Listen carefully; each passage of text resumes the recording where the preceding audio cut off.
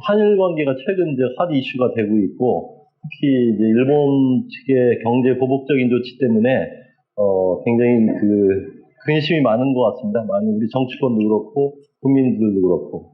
그래서 이제 그거에 좀 포커스를 맞춰서 왜 이런 사태가 초래되었는지에 대해서 좀 원인 진단해보고, 또 그거에 대한 그 과정, 경과는 어떻게 되었는지, 그리고 나름 우리의 해법은 없는 건지, 이렇게 좀 3단 구성으로 해서 말씀드릴까 합니다. 첫 번째 제가 말씀드리려고 하는 것은, 우선 한일 관계의 형상을 좀 진단해 봐야 될 것 같은데요. 최근 그 한일 관계의 악화 현상은 사실은 갑자기 일어난 건 아니고, 그 한일 관계가 악화된 거는 조금 거슬러 올라가면은 2012년이 아마 가장 큰 기점이 아닌가 이렇게 보고 있습니다. 이명박 대통령 시절이었고요.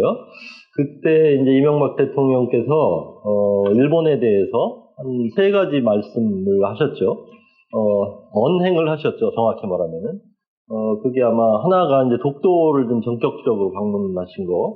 그 다음에 한국교원대학교에 가서 그 일본 과거사 문제와 관련해서 특히 위안부 문제 때문에 굉장히 프레셔를 많이 느끼고 있었던 당시라고 보는데, 좀 일본 천황이 나서서 사죄를 하면 좋겠다는 취지의 언급을 하셨고요. 그리고 세 번째는 일본의 좀 국제적인 지위 내지 위상이 예전만 못하다, 그런 취지의 이제 말씀을 하셨는데, 이게 어떻게 보면 우리에게는 너무 당연한 거고, 또 뭐 우리의 주권이 지금 행사되고 있는 독도를 방문한 거 가지고 왜 문제가 되냐 이렇게 생각할 수도 있겠지만, 일본 입장에서 보면은 이제 이게 굉장히 큰 도발처럼 마치 생각되는 부분이 있고, 그다음에 이제 천황에 대해서 어쨌든 일본 사람들은 굉장히 터부시하는 영역이 되고 있죠. 그래서 천황에 대해서 언급을 한다든지 뭐 어떤 행동을 요구한다든지 하는 건 대단히 일본 문화에서는 불경시되는 그런 부분이 있어서 상당히 일본의 반발이 그 당시에 있었고요. 그 다음에 아마 세 번째 발언도 굉장히 일본으로서는 그렇지 않아도 좀 일본이 상대적으로는 일본의 위상이 예전과 다르죠. 분명히 일본의 말하자면 상대적인 국력이 저하되고 있는 상황을 다 알고 있는 판인데, 이제 옆집에 대통령께서 그렇게 그거를 콕 집어서 얘기를 하니까 기분이 안 좋았던 부분이 있었다고 봅니다. 그래서 어쨌든 2012년에 소위 3종 세트라고 하는데, 그 이후에 일본에서의 한국을 보는 인식이 대체로 좀 저하되고 한국에 대한 감정이 안 좋아지기 시작했다고 봅니다. 대체로 지표를 보니까 흔히 이제 일본 총리부에서 일본 국민들이 한국에 대해서 호감을 어느 정도 가지고 있느냐 하는 거를 우리가 지표로 양국 관계를 많이 설명을 하는데, 대체로 2010년 이전까지는 일본 국민들의 한 60% 이상이 한국에 대해서 호감을 느끼는 그런 상황이었습니다. 그런데 2012년 이후에 이제 그 호감도가 급전 낙하해서 뭐 반토막 정도 나다시피 했고요. 특히 작년 이후에 급속히 더 악화됐다고 보는데, 지금은 조사를 하면 한 30% 정도의 국민이, 30% 미만의 국민이 호감도를 느끼고, 거꾸로 한 60% 이상의 일본 국민들이 한국에 대해서 좀 심하게 얘기하면 혐오고, 좀 약하게 얘기하면은 좋은 감정을 가지고 있지 못하다, 이렇게 얘기를 하는데, 어쨌든 추세적으로 보면 2012년 이후 좀 한일 관계가 안 좋아졌다고 하는 거를 알 수 있고요. 극단적으로 지금 한일 관계가 악화된 것은 뭐니 해도 작년에 있었던 이 2가지 일이라고 봅니다. 하나가 위안부 합의에 대해서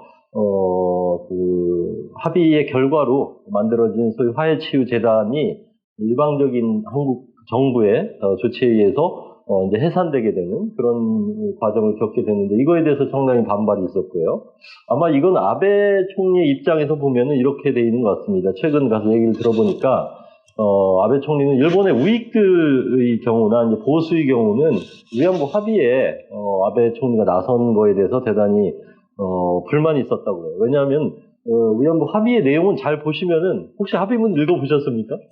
대부분 우리나라 국민들이 합의에 반대한다고 하면서 합의 내용이 뭔지에 대해서는 정확히 이해를 못하고 계신 것 같아요. 그래서 먼저 합의의 내용을 먼저 제가 간단히 설명드리면은, 이건 중요한 문제입니다. 왜냐하면은 우리 정치인들 중에서 위안부 합의를 비난을 많이 하고 비판을 많이 하는데, 그 내용에 대해서는 인지 못하고 계신 분이 많은 것 같아요. 그래서 위안부 합의의 내용은 저는 3+3이라고 이렇게 쉽게 설명합니다. 3이라고 하는 거는 우리가 적극적으로 평가할 만한 내용인데요. 앞에 3+3인데, 앞에 합의의 내용의 본질 합의 부분은 세 가지가 있는데, 첫 번째는 일본 정부가 위안부 문제에 대해서 책임을 인정한다 이렇게 되어 있는 겁니다. 그동안에 여러 가지 그 경위가 있었지만 그 고노다마에 의해서 일단 위안부 문제에 대해서는 사죄를 했죠. 그리고 인정할 건 인정했죠. 그럼에도 불구하고 여러 논란이 있었는데 이 합의의 1항에서 얘기한 건 일본 정부가 적어도 책임을 통감한다. 이 문제에 대해서. 그러니까 일본 민간이나 국회가 책임을 통감하는 게 아니라 일본 정부가 주체적으로 책임을 인정한다는 것이기 때문에 이거는 상당히 진전된 합의다 이렇게 저희는 보고 있습니다. 두 번째 합의의 내용은 총리 대신이 일본 국민을 대표해서 진심으로 사죄를 한다 하는 내용입니다. 이것도 뭐 우리가 요구했던 내용 중에 하나죠. 그게 두 번째 사항이고, 세 번째 합의의 내용은 일본의 정부 예산 조치를 통해서 그 피해자들에게 금전을 지급한다 이겁니다. 이거야말로 우리 그동안 피해자들이 주장했던 사항이죠. 좀 오해가 있으신 부분이 있는 것 같은데, 원래 위안부 문제에 관해서 우리 정부의 또는 우리 그 대다수의 그 국민들의 생각은 일본에게 우리가 금전을 요구하는 게 아니고 오히려 그 정신적인 차원의 역사 청산을 주장하고 일본에 진심 어린 사죄를 기대했던 거 아닙니까? 사실은 그게 저는 국민적인 합의라고 보고, 김영삼 대통령도 1993년에 취임하시고 나서 위안부 문제에 대해서 아주 멋진 그 선언을 했습니다. 어떤 선언을 했냐면은 위안부 문제에 관해서는 일본의 책임이 있으니 일본이 진상조사를 제대로 하고, 그 다음에 사죄의 정신을 표명하고 일본 후세들이 다시는 그런 일이 있지 않도록 교육을 제대로 해라. 이게 우리의 요구다라고 했고, 그 다음에 이제 할머니들의 금전적인 보상 문제라든지 물질적인 조치는 우리 정부가 알아서 하겠다. 이렇게 선언을 하셨거든요. 그게 93년에 고노다마 나오고 나서 김영삼 대통령이 선언했던, 저는 그야말로 과거사 정책에 있어서 가장 최고봉이다 이렇게 평가하고 있는데, 그런 이제 발언을 했을 때 우리 국민들 90%가 지지를 했습니다. 우리 국민들이 요구하는 게 그거였거든요, 사실. 그럼에도 불구하고 사실은 그러한 정신이 계속되지 못하고 위안부 합의까지 계속 끌려오게 된 배경이 물론 있는데, 거기에서 합의된 내용은 사실은 금전적인 조치를 받는 것으로 내용이 되어 있지 않습니까? 제가 3+3이라고 할 때 세 번째 사항은 그겁니다. 일본 정부가 예산 조치를 통해서 금전을 피해자들에게 직접 드리는 거를 합의한 거죠. 그건 우리 피해자 단체들이 굉장한 그 강한 요구를 해왔기 때문에 우리 정부가 수용한 부분이 있습니다. 왜냐하면은 일본 정부가 금전 조치를 하지 않는, 특히 정부 예산으로 금전 조치를 하지 않는다는 것은 그게 배상이 아니다. 불법이고 사죄했고 배상을 요구한다고 하면은 거기에 일본 정부 예산 조치가 따라와야 된다고 하는 게 우리 피해자 단체의 요구였습니다. 그 요구를 우리 정부가 수용해서 일본에게 압박을 가했고 그 결과 얻어낸 겁니다. 그래서 3+3이라고 할 때 세 가지는 제가 보기에는 그동안 위안부 문제에 관한 경과에 비춰서 보면 굉장히 진전된 내용이죠. 그런데 이제 꼬리표 세 가지가 또 붙었죠. 이게 제가 보기엔 본질 합의고, 위안부 문제에 관한 본질 합의는 이렇게 됐고요. 이 합의를 얻어내기 위해서 일본이 요구하는 걸 또 들어준 측면이 있는데, 이게 제가 보기엔 부수적인 합의의 내용이죠. 그 3+3의 후반부의 3은 첫 번째는 지금 그 소녀상 문제 있지 않습니까? 소녀상 문제에 대해서 이거를 해결할 수 있도록 노력한다 이렇게 됩니다.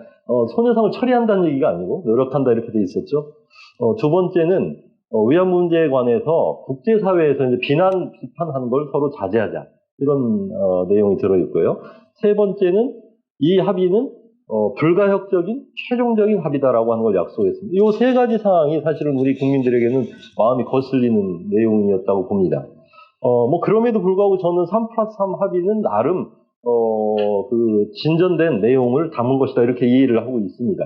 근데 아까 제가 아베 총리의 얘기를 조금 더 드려야 될 것 같은데, 아베 총리는 이 합의를 정말 죽어도 하기 싫었던 사람입니다. 역사 수정주의인 그의 입장에서 보면은 이거는 불복이잖아요. 어떤 의미에서 한국의 책임도 인정하고 사실상 예산 조치로 사죄를 인정한 다음에 그 금전 지급을 한다는 그게 배상 아닙니까? 배상이라는 게 별거 있습니까? 사죄를 국가 차원에서 인정하고 예산 조치를 했으면 그걸 배상적인 조치로 해석할 수 있는 거 아닙니까? 아베 총리는 사실 일본의 보수 세력이 이런 합의를 하는 것에 대해 굉장히 저항이 있었음에도 불구하고 그 당시 이제 한일 관계가 워낙 안 좋았고 또 미국이 압력을 넣고 하기 때문에 한일 관계를 이 수준에서 좀 봉합을 해야 되겠다고 해서 나름 이제 아베는 결단을 했다고 생각하는 겁니다. 그래서 사죄, 관성, 금전지급까지 했는데 이제 정부가 바뀌고 나서 보니까 그렇게 내가 우리 국내에서 말하자면 아베 입장에서 보면은 국내 우익 세력의 반대를 누릅쓰고 했는데 한국에서 사실상 이 재단을 형해화 조치를 하니까 해산 조치를 하게 되니까 합의가 공중에 뜨게 된 거 아닙니까? 그러니까 말하자면 체면이 완전히 망가진 거죠, 아베로서는. 그래서 아베가 지금 분노해 있다 저는 이렇게 보는데 아베와 아베 측근은 지금 한국에 대해서 화가 나 있습니다. 앵거 지수가 막 점점 높아져가지고 결국 이번에 폭발한 거라고 저는 이해하고 있는데 바로 이제 위안부 합의를 사실상 형해한 거에 대해서 일본이 굉장히 반발하고 좀 그에 대해서 못마땅하게 생각하게 되는 배경이 있었다는 점이고요. 이게 이제 작년 연말쯤에 있었던 조치고 가장 결정적으로는 이거죠. 징용자 문제. 징용 문제에 대해서 우리 대법원 판결이 나왔고 급기야는 이제 대법원 판결의 이행 차원에서 우리 국내에 들어와 있는 일본 기업의 투자 기업들의 자산이 압류되는 상황이 되고 이게 이제 현금화 직전까지 되는 상황이 되면서 일본 국민들도 일본 정부도 이제 한국에 대한 불만과 분노가 좀 커지는 상황이 지속됐던 겁니다. 그래서 이러한 상황이 결국은 7월 1일 날 말하자면 사실상의 보복적 조치로 나온 것이다 이렇게 이해할 수 있는데 그래서 제가 여기서 말씀드린 것은 계속 장기적인 추세로 봐서 악화되고 있었지만 결정적으로 한일 관계를 정말 어렵게 한 거는 작년에 이 두 가지 양건이고 특히 이 징용 문제에 대해서는 일본 국민들의 70% 이상이 납득할 수 없다 좀 이렇게 되어 있습니다. 위안부 문제에 관해서는 저는 일본 국내가 좀 양분돼 있다 이렇게 봅니다. 한 50%의 일본 국민들은 이거는 정말 일본 정부가 해도 너무 과거 일본 정부가 잘못한 거다. 그러니까 좀 사과하고 이 문제에 대해서는 좀 그 할머니 피해자들에 대해서 어떤 보상적인 조치가 필요하다라고 하는 생각하는 사람이 한 반이 있고 반 정도는 그럼에도 불구하고 65년 조약에서 끝난 거니까 더 이상 할 필요가 없다 이렇게 생각하는 양분 구조로 되어 있는데 이 문제는 조금 다른 것 같습니다. 지형을 볼 때 일본 내에서 여전히 압도적인 다수가 납득하기 어렵다는 것이고 특히 아베 정부 측근에 있는 사람들은 더욱 이제 이 문제에 대해서 한국은 몇 번의 합의와 약속을 했음에도 불구하고 그걸 뒤집는 행위를 하는 거에 대해서 대단히 못마땅히 생각하는 부분이 있다 이렇게 볼 수가 있고요. 지금 전체적으로 그 일본 내 혐한 기류가 조금씩 강화되고 있는 게 아주 눈에 띄고 있습니다. 혐한 단체 활동도 조금 더 활발해진 것 같고 전체적으로 그 여론조사를 해보면은 한 60%의 국민들이 한국에 대해서 호감을 느끼기 어렵다 이렇게 되어 있는 거죠. 그런데 전체적으로 보면은 지금 한일 관계 상황은 어떤 거냐? 제가 보기에는 조금 어떻게 보면 터무니없는 상황이 벌어지고 있다 이렇게 저는 보고 있습니다. 말하자면은 한일 간에 과거에 공격수하고 수비수 관계가 역전되는 것 같은 양상이죠. 엄밀히 생각하면 식민지 통치에 우리가 피해자고 일본이 가해자인데 지금 피해자고 가해자가 역전됐습니다. 식민지 가해자들이 지금 한국에 대해서 오히려 공격을 하고 있는 아주 이상한 상황이 전개되는 것이 오늘날의 현실이다. 근데 뭐 여기에도 물론 그 배경과 원인이 있는 거죠. 이유 없는 현상은 있을 수 없으니까. 그래서 이건 좀 이제 더 두고 보야 될 상황이고. 국가 간의 관계가 이렇게 악화된 것 치고는 인적인 왕래 부분은 상당히 그런 대로 그렇게 나쁘지 않다 이렇게 보입니다. 특히 우리 국민들의 일본 방문의 이 수를 보면은 놀랍지 않습니까? 작년에 720만 명 정도가 일본을 방문했다고 하니 우리 국민의 5천만 중에 지금 7분의 1, 7명의 한 분 정도는 일본을 방문하는 그런 시대에 지금 들어와 있는 거고요. 일본은 270만 명이 방문했다고 하니까 일본은 1억 2,300 정도 인구를 보는데 1억 2천 명 중에 270만 명만 방문했으니까 아마 인구 대비로 아마 6대1 정도 아니겠습니까? 굉장히 불균형이죠.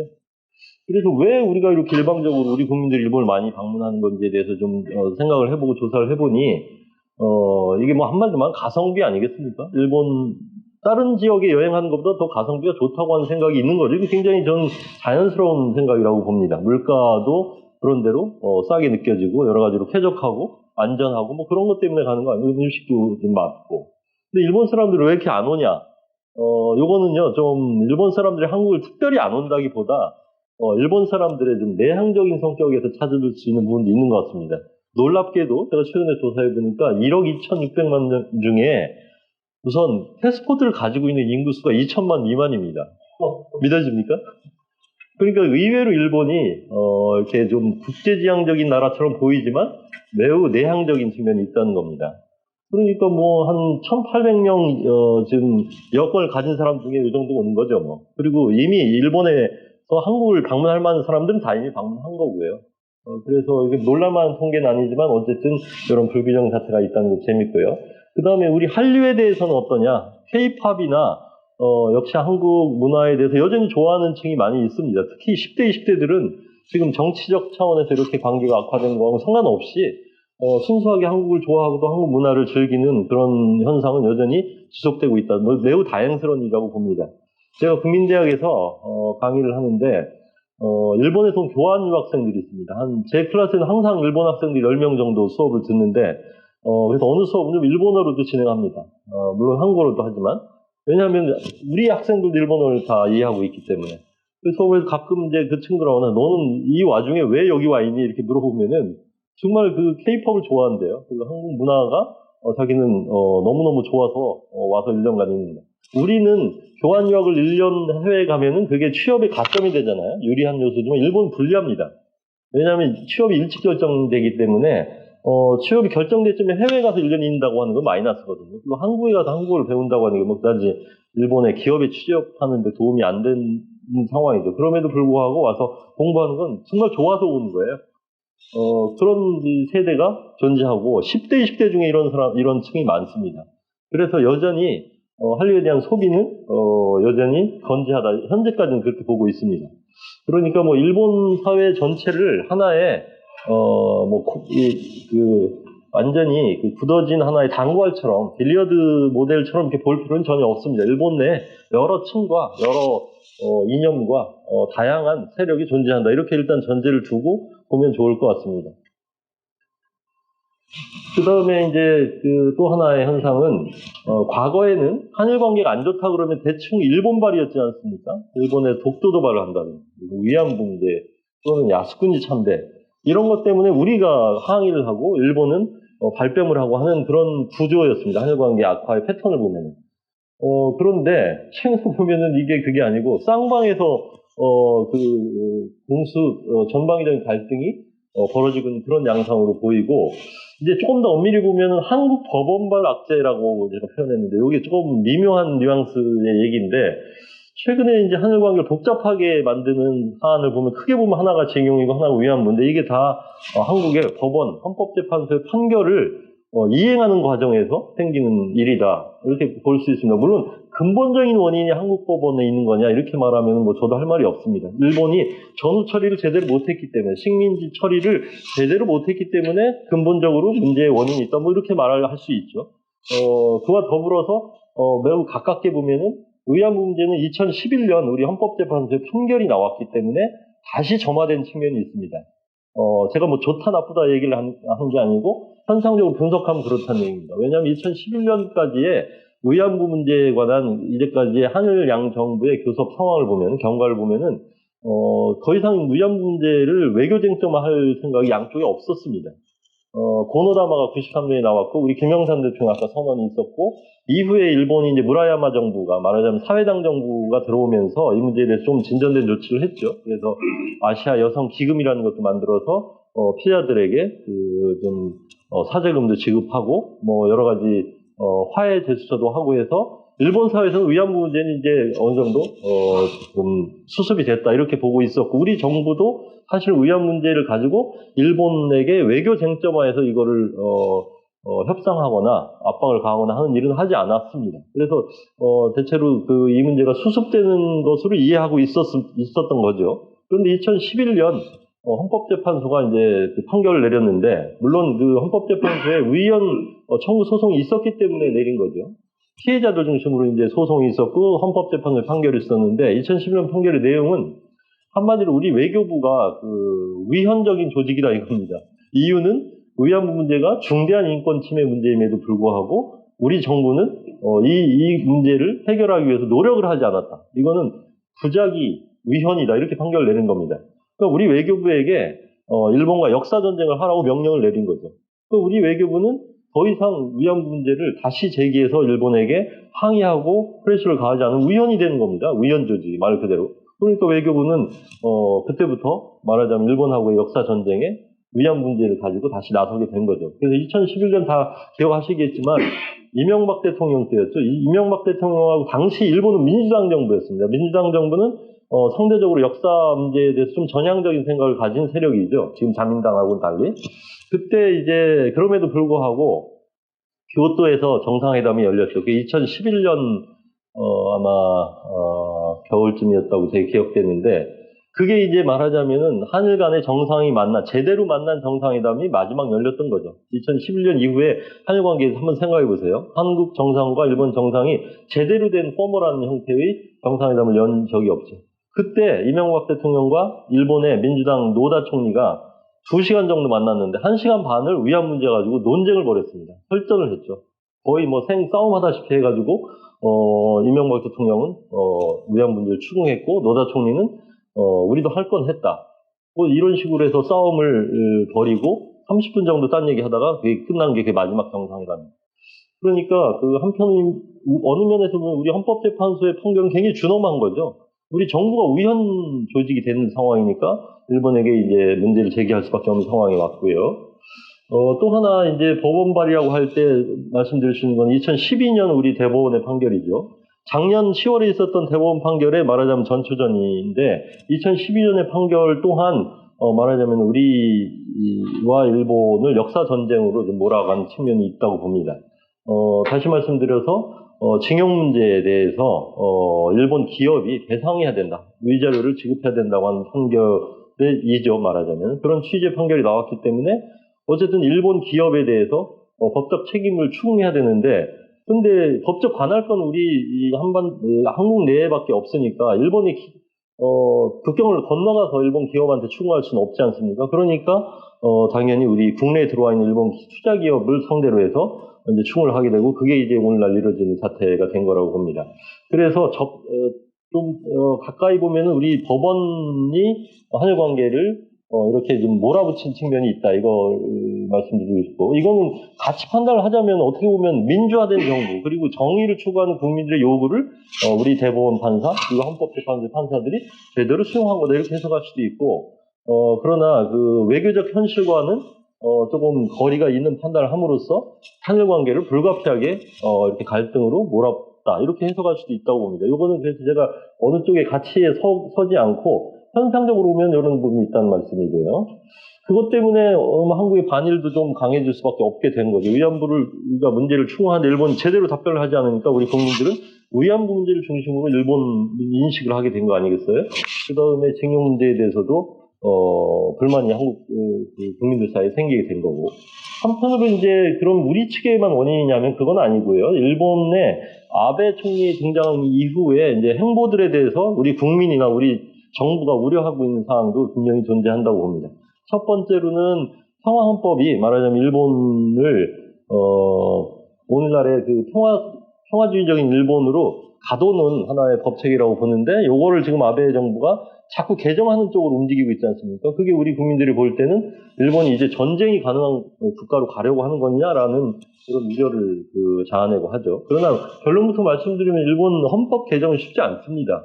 지금 아베 정부가 21년까지 간다고 보는데 이번 참의원 선거에서 아베가 승리를 할 것으로 보이지만 그 개헌선을 넘는 승리를 하기는 어렵다고 저는 보고 있고요.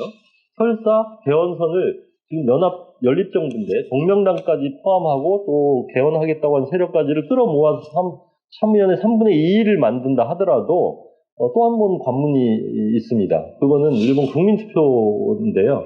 말하자면 일본의 헌법을 개정하기 위해서는 중의원 3분의 2의 의석과 참의원 3분의 2의 의석으로 발의가 돼야 되고 그 발의된 그 개정 헌법안이 국민투표를 통과해야만 개헌이 되는 거거든요. 근데 국민투표에서 저는 지금 세력 분포로 볼 때 아베 총리가 아무리 헌법을 개정하려고 해도 국민의 50% 이상이 찬성하지 않을 것 같아요. 이 헌법 문제에 대해서도 거의 지금 50-50 정도의 양상으로 찬반이 갈려있기 때문에 아베 총리가 추진한다 하더라도 이런 리스크가 있는 거죠. 만약 헌법을 개헌하겠다고 추진했는데 국민투표에서 좌절되면은 그날 아베 총리는 이제 말하자면은 총리직을 내놔야 되는 거죠. 그 정도의 리스크 테이킹을 하겠냐 볼 때 좀 어렵다 이렇게 저는 보고 있습니다.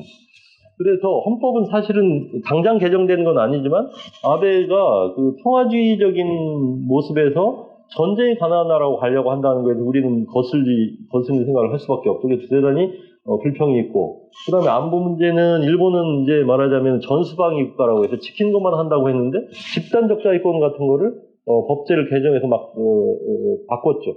그것도 우리에게는 불편한 상황이죠. 어쨌든 과거의 역사적인 그 경험을 가지고 있는 우리에게는 일본이 자위대를 해외에 보내서 어떤 군사작전을 할 수 있는 그런 체계로 바뀐다고 하는 것에 대한 거부감 내지 불편함이 있는 거죠.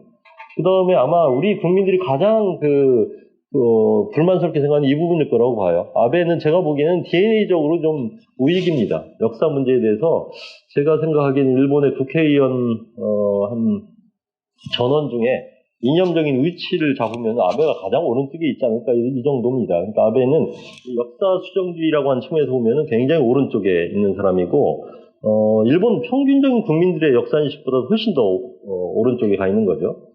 그렇기 때문에 아베가 여러 집권 후에 여러 가지 시도를 했죠. 뭐 야스군 참배도 하려고 그랬고, 또 뭐 아베 다마라는 것도 만들어가지고 일본의 역사인식을 다시 좀 정비하려고 했고, 여러 가지 교과서도 바꾼다든지, 또는 그 일본의 기본 교육 기본법 같은 것도 바꿔가지고 국가주의적인 방향으로 가져가려고 하는 시도들이 있었죠. 그거에 대해서 우리가 반발을 했기 때문에 한일 관계가 이렇게 좀 벌어진 측면이 있다, 저는 이렇게 봅니다. 그러나 재미있는 것은 아베는 현실주의자입니다. 한편으로 우익적인 지지 세력을 가지고 있지만 또 한편은 반 정도의 지지 세력은 리얼리스트 그룹이거든요. 이 리얼리스트 그룹은 아베가 너무 오른쪽으로 이념적으로 역사 수정적으로 달려가는 것에 대해서 견제를 하고 있습니다. 아주 예를 들면 나카소네 전 총리 같은 사람도 그렇고, 심지어는 야스쿠니 참배로 유명한 고이즈미의 전 총리도 아베에 대해서는 각을 세우고 있거든요.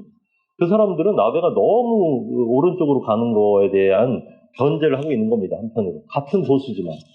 그런 의미에서 그런 견제를 받고 있기 때문에 아베가 마음대로 오른쪽으로 폭주하지 못하고 있는, 아니 비판에 그러니까 견제 메커니즘이 작동을 하고 있어서 실은 잘 보면 아베 그 정권 수립된 이후에 일본 정부 행보를 보면 많이 좌클릭을 했습니다.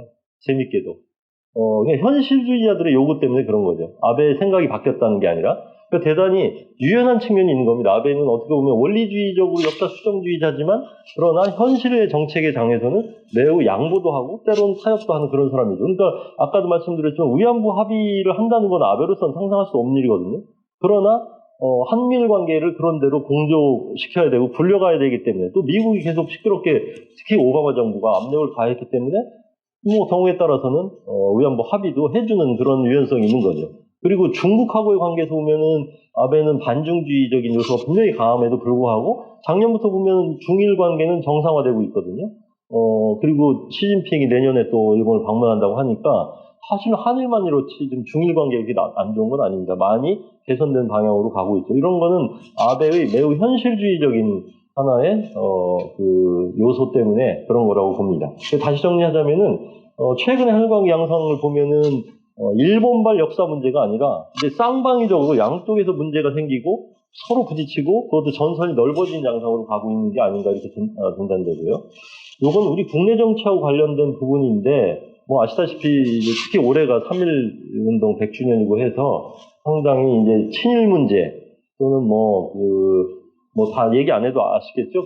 이런 국내 분위기 때문에 뭐 이런 캠페인이 전개되는 과정에서 일본이 좀 불편하게 생각하는 측면이 있는 겁니다. 사실 우리 나라에서 친일을 청산한다고 할 때 지금 뭐 일본하고 잘 지낸 사람을 청산하는 게 아니고 과거 얘기인데도 불구하고 말이 친일이니까 친일을 청산하자는 건 뭡니까? 반일하자는 얘기 아닌가?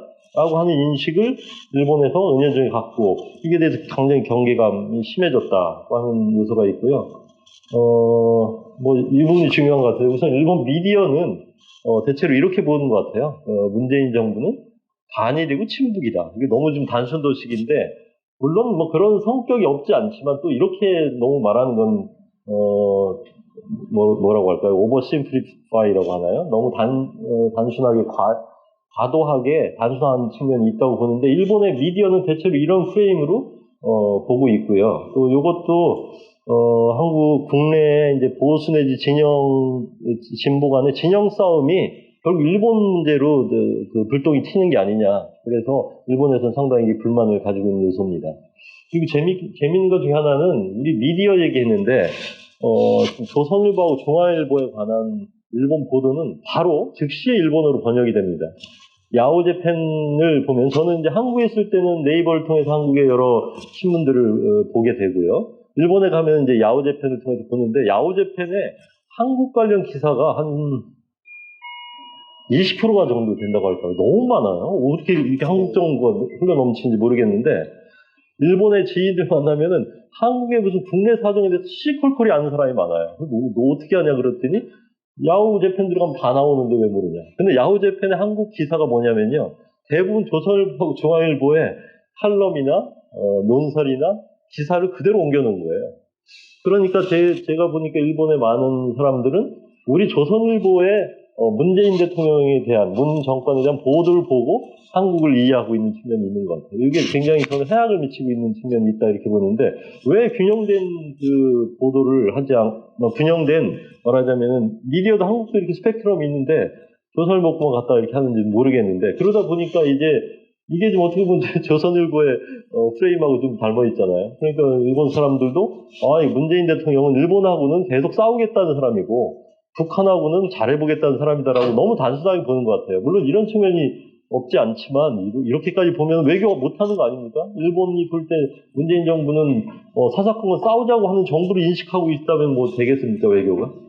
그래서 지금 이것도 지금 하나의 한일 관계를 어렵게 하는 요소가 되고 있다는 것이고 제가 여기서 65년 이래 지금 한일 관계가 최악이다 이런 얘기를 하고 우리가 퀘스천 마크를 다는 거는 이거는 사실 정부 간 관계만 보면은 지금이 최악이라고 말할 수 있는 측면이 분명히 있고요.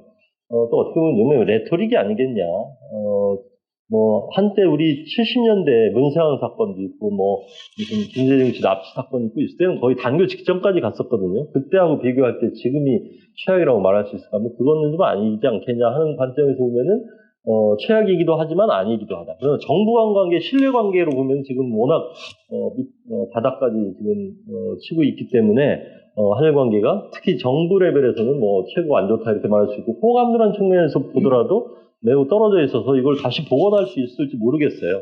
그래서 저는 지금 한일 관계를 비정상이다 이렇게 말할 수도 있지만 어떻게 보면 뉴노멀이다 이렇게 말할 수 있는 측면도 있지 않겠나 이렇게 진단하고 있고요. 그 얘기는 좀 더 이어서 말씀드리면은 다시 이게 좀 반복에 가까운 얘기인데 한일 관계를 악화시키고 있는 4대 요인을 한번 꼽아봤습니다. 특히 최근에 가까운 미래 여기 네 가지가 있는데요. 네 가지 하나하나 설명하자면 뭐 끝이 없지만 첫 번째 위안부 문제에 대해서는 아까 일본 측에 반발 내지 불만이 있다는 말씀 드렸고 우리는 뭐 합의가 예컨대 우리 국민들에게 만족스럽지 못하기 때문에 합의를 형해화하는 거에 대해서 큰 지금 의식이 없이 그냥 지나가고 있는데 일본은 매우 반발하고 있다. 그런데 제가 좀 강조하고 싶은 건 이겁니다. 적어도 문재인 정부는 공식적으로 위안부 합의를 파기하지 않겠다고 그랬습니다. 그리고 재협상을 요구하지도 않겠다고 했기 때문에 문재인 정부 임기 내에서 이 문제가 다시 쟁점화될 가능성은 별로 없습니다. 뭐 어떻게 다행이라면 다행이고 뭐 불행이라면 불행이겠지만 이거는 현실이라고 봅니다. 그리고 재밌게도 우리 위안부 관련 이 단체들이 많은데 박근혜 정부의 위안부 합의에 대해서는 굉장히 비판하고 공세를 취했잖아요. 그래서 결국 문재인 정부가 합의를 사실상 형해화시켰습니다. 그러면은 논리적으로 보면은 지금은 위안부 합의를 파기한 것도 아니고 그냥 재단만 없앴기 때문에 원래 그 운동하던 분들의 요구를 그대로 관철하려면은 지금 일본에게 항의를 하고 또 문제를 싸워서 끝까지 얻어내야 되는 거잖아요. 지금 어떻게 보면은 아까 그 헌법재판소 판결로 돌아가면 여전히 부작위 상태입니다. 부작위 우연이죠. 왜? 합의를 그냥 공중에다 띄워놓고 아무것도 안 하고 있으니까. 그러니까 실제로 만약에 그 운동한 입장에서 보면은 일관된 주장을 한다면은 지금 정부에게도 압박을 가해서 끝까지 위안부 문제에 대해서는 재협상을 요구하고 파기하고 뭔가 얻어내야 된다. 이렇게 해야 되는데 재밌게도 뭐 그 지금 정부에 대해서는 별로 그런 요구가 없는 것 같고요. 지금 이 상태로 그냥 공중에 떠 있습니다. 일본 사람들이 만나면은 심지어는 와다하루키 선생님이라고 일본에서 말하자면 가장 양심적이라고 할까요? 좀 진보적인 지식인데 이분도 위안부 합의 문제에 대해서 너무 화가 나게 돼요. 왜 화났냐면은 위안부 합의를 해놓고 이 재단을 해산했는데 해산하는 것까지도 이해하는데 해산했으면 그동안 재단이 뭘 했는지 발표 정도는 정부가 해줘야 되는 거 아니냐 하는 불만을 가지고 계시는데, 이 재단에서 한 일 중에서, 우선 제일 중요한 일은 소위 생존자들 48명에 대해서, 말하자면 금전 지급하는 조치를 했죠. 그 중에 36명이 수용을 했기 때문에, 지급을 해드렸고, 그 합의를 받아들이기 어렵다고 말씀하신 한 4-5분이 계시고, 중간에 의사 확인하기 어려운 분들이 계시고, 이런 분포로 되어 있고, 숫자로만 한 70% 이상의 할머니들은 일단 합의를 수용한 겁니다. 그리고 금전을 받으셨고요. 그리고 생존자가 그렇고요. 사망자는 239명 중에 생존자 48명을 빼면 199명입니다. 199명에 대해서는 그 유족에 한해서 금전 조치를 했습니다. 그런데 이 199명 중에 한 60명 정도를 했고 더 이상은 할 수가 없었습니다. 왜? 우리 왜 그 사생활보호입니까? 정보보호입니까? 이것 때문에 피해자들이 유족들이 어디 사시는지를 알 수가 없어요. 재단이 아무리 찾아내서 지급을 하려고 해도 할 수가 없는 겁니다. 정부가 도와주지 않는 한 일을 할 수가 없거든요. 그런데 합의에 대한 비판이 나오면서부터 우리 정부가 이 문제에 대해서 협조를 안 했어요. 그러니까 재단은 공중에 떠 있고 그래서 그 유족들의 지급은 한 거죠. 그러니까 그 49명 중에 36명에게는 1억 원씩 지급을 했다. 그 다음에 199명 그 사망자들의 유족에 대해서는 한 60여 명 지급을 하고 나머지는 행방불명 말하자면 소재를 찾을 수 없기 때문에 하지 못한 상태에 있습니다. 그리고 세 번째 사업은 뭐냐면은 생존자 사망자에 대해서 지급하는 행위가 있고 그 다음에 위안부 문제에 대한 기념사업 같은 걸 하게 돼 있거든요. 기념사업, 연구조사사업 또는 뭐 추모사업 이런 것들을 하라고 하는 의미의 합의 내용이죠. 그리고 재단이 이런 걸 하라고 하는 거는데 그거를 제대로 하지 못한 상태에서 일단 지금 해산되어 있고 아까 와다 선생님 얘기를 계속한 와다 선생님은 48명 중에 36명이 받았다는 사실을 한국 정부가 공표해야 되지 않겠냐. 해산을 한다면 해산의 이유와 명분이 설명이 돼야 되는데 그냥 그 일방적인 해산만 하고 아무것도 안 하니까 와다 선생님은 나는 납세자다. 내 세금이 그 사재금으로 들어갔는데 그거에 대해서 어떻게 어떠한 경위로 누구에게 지급이 되는지를 한국 정부가 설명해야 될 책임이 있는데 앞으로 왜 하지 않느냐라고 이제 화가 나 있는 거예요, 이거는. 그러니까 일본이 사죄해야 된다는 입장을 유지하는 그런 분임에도 불구하고 한국 정부의 이 태도에 대해서는 납득하기 어렵다 그런 거죠. 저는 많은 일본의 유권자 중에서 특히 진보적인 생각을 가지는 분 중에서는 이런 불만이 있을 것 같아요. 재단 해산돼서 왜 해산됐는지 그리고 해산되기까지 어떤 활동이 있었는지에서 낱낱이 설명을 해야 되는데 저도 이 해산에 대해서는 납득을 하는 측면과 그렇지 못한 측면이 있는데 납득을 하는 거는요. 일단 그 지급할 수 있는 대상자들은 다 지급이 끝났어요. 그런데 여기에 이제 사무실 경비도 들어가고 인건비도 들어가기 때문에 이 돈은 어떻게 보면 한 푼도 다른 데 쓰여서는 안 되지 않습니까? 피해자들에게 온전하게 다 돌아가야 되는데 중간에 경비를 쓰고 있는 일이 있으니까 중요한 핵심 사업이 끝난 다음에는 어떻게 보면 한일 간 합의에 의해서 종결 짓는 것도 맞다고 봐요. 그리고 그런 상징 사업, 기념 사업 이런 거는 다른 형태로 진행할 수도 있으니까. 그럼에도 불구하고 그런 행위를 하지 않고 거기서 중간에 그냥 해산시켜버린 게 됐고 일방적인 해산을 했습니다. 그러니까 일본이 좀 반발을 하고 있으나 그러나 제가 여기서 얘기하려고 하는 건 이게 악화의 요인이 되는 건 사실은 아니다. 왜냐하면은 문재인 정부는 합의를 파기하겠다고 한 적이 없습니다.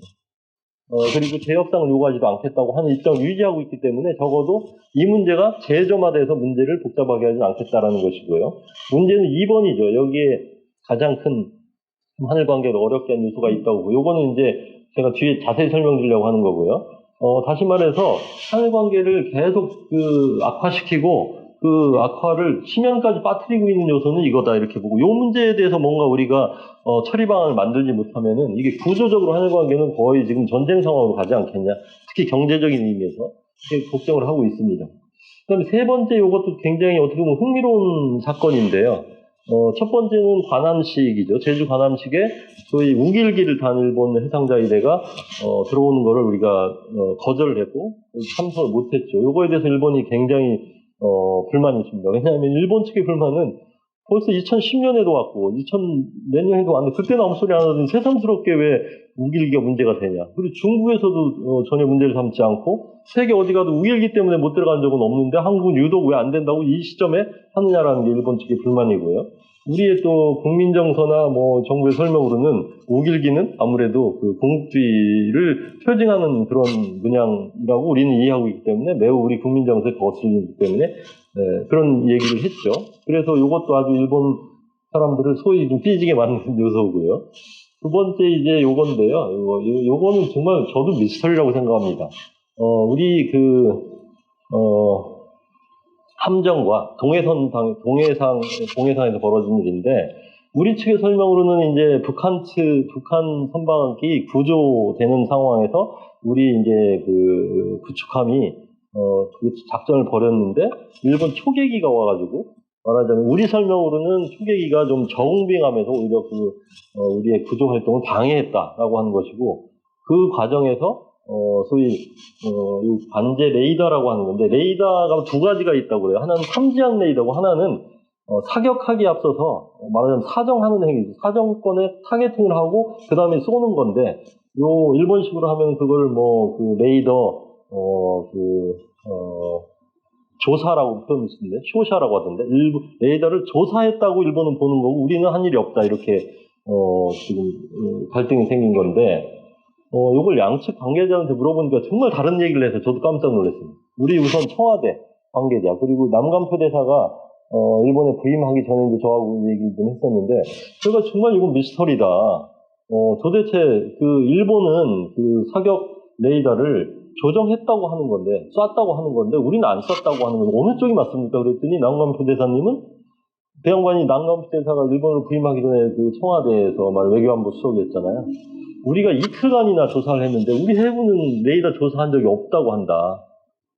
그리고 그 다음 말이 재밌더라고요. 아베가 국내 정책을 이용하기 위해서 거짓말을 하는 거다, 이렇게 말씀하시더라고요. 그게 우리 청와대 인식입니다. 첫 번째는 우리는 쏘지 않았는데 쐈다고 우기는 게 일본이고, 두 번째는 그걸 가지고 국내 정책으로 악용하고 있는 게 아베 정부다라고 하는 인식이에요. 근데 이게 팩트인지 아닌지 저도 진짜 확인하고 싶은 상황인데, 제가 일본 쪽에 가서 물어보면은, 일본 이제 여기 대사관 공사도 있고 대사도 있고 하니까 제가 직접 물어봤어요. 우리의 이해로는 이런데 너희들 왜 안 맞아놓고 맞았다고 하는 거냐 그랬더니, 그쪽에서는 기가 막히다는 거예요. 일본의 이제 총리 관저 내지 일본의 핵심 관계자 인식은 한국이 쏴놓고 거짓말한다, 이겁니다.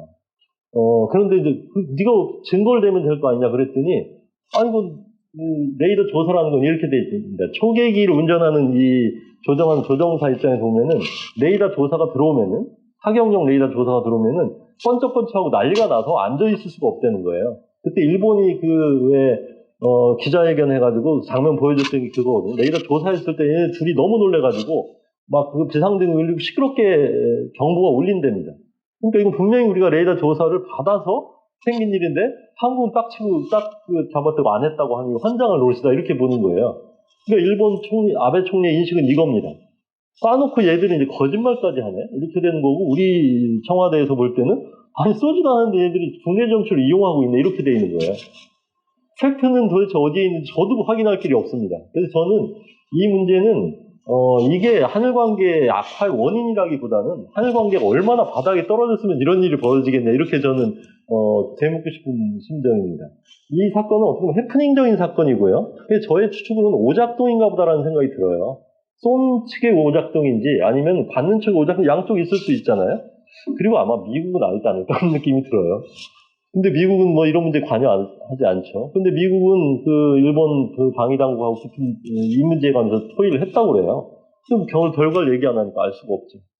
어쨌든 이 사건은 한일관계 악화의 요인으로 보기에는 오히려 원인이라기보다는 결과가 아닌가. 그래서 갈등이 워낙 심해지고 신뢰가 떨어지다 보니까 심지어는 이런 사안까지 벌어지는구나, 이렇게 저는 해석하고 싶고, 참고로 말씀드리면은 한일 관계에서 보면은 우리 해군하고 해상자위대 관계가 가장 좋습니다. 국민 감정하고 상관없이 거기는 이제 작전 공유하기도 하고 여러 가지 특히 이제 군사적으로 한미일이 묶여 있는 측면이 있기 때문에 사실은 이렇게 싸울 관계도 아닌데, 어쨌든 이게 정치화되면서 정치 쟁점화되면서 굉장히 사이가 벌어지고 지금 대화도 잘 안 되는 상황이고, 지금 우리 국방부에 가서 얘기를 들어보면 다 우리 국방부 분들이 화가 나 있어요, 일본 때문에. 우리는 안 쐈는데 쟤네를 쐈다고 하고 있거든요.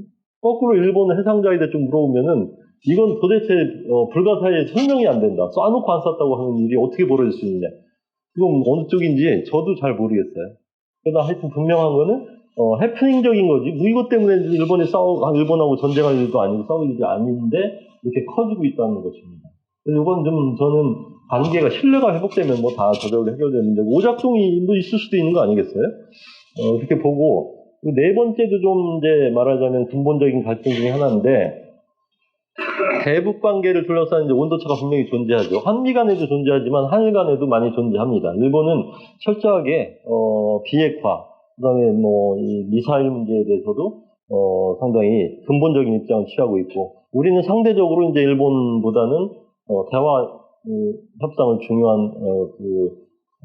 중요하게 생각하는 거죠. 저는 그런데 한일 간의 현재를 둘러싼 약간의 온도차는 불가피하다고 봅니다. 그게 뭐 갈등의 요인이 될 필요가 전혀 없다고 생각합니다. 목표에 있어서는 일치하는 거 아닙니까? 북한의 비핵화는 우리의 목표이기도 하고 우리 문 대통령의 목표라고 말씀하고 계시잖아요. 일본도 당연히 비핵화는 궁극적인 목표라고 할 수 있고, 다만 이제 우리는 북한 문제가 북핵 문제이기도 하지만 또 북한 문제이기도 한 측면이 있잖아요. 북한 문제와 북핵 문제를 동시에 안고 있는 게 우리의 입장이라면 일본은 오히려 민족 문제 같은 건 뭐 상관이 없으니까 일본의 안전보장에 위험 요인만 안 되면 되니까 오히려 비핵화 중심주의로 생각을 하는 거고, 우리는 이제 민족을 품어야 되는 측면 하나고 남북 관계를 개선시켜야 된다는 측면이 동시에 가기 때문에 일본으로 봐서는 문재인 정부가 너무 북한에 대해서 뭐라고 그럴까요? 좀 유화적인 거 아니냐. 비핵화 문제에 대해서 도대체 무슨 태도를 취하고 있는지 잘 모르겠다, 이런 불만이 있죠. 그래서 이것도 한일 관계를 어렵게 하는 요소가 되고 있긴 하다고 봅니다. 그러나 이것 때문에 지금 한일 관계가 이렇게 굳어진 건 아니다, 이렇게 말씀드립니다. 그 4개 요인 중에서 결국은 두 번째 이게 좀 심각한 문제다, 이렇게 보고 있습니다. 그 다음에 요거는 조금 이제 시야를 뭐 현미경으로 분석하냐 망원경으로 분석하여서 조금 망원경적인 분석을 하면 한일 관계가 왜 이렇게 좀 복잡해진 거냐, 안 좋아진 거냐, 이렇게 먼저 질문을 던진다면은 저는 이제 구조적인 배경이 먼저 있다고 봅니다. 요 징용 문제를 생각하기에 앞서서 우선 동북아시아의 국제정책 판이 크게 변한 거를 우리가 주목할 필요가 있다는 것이고, 뭐 그걸 조금 정확하게 워딩으로 표현하자면 동북아 국제질서가 지금 크게 전환되고 있는 상황이다.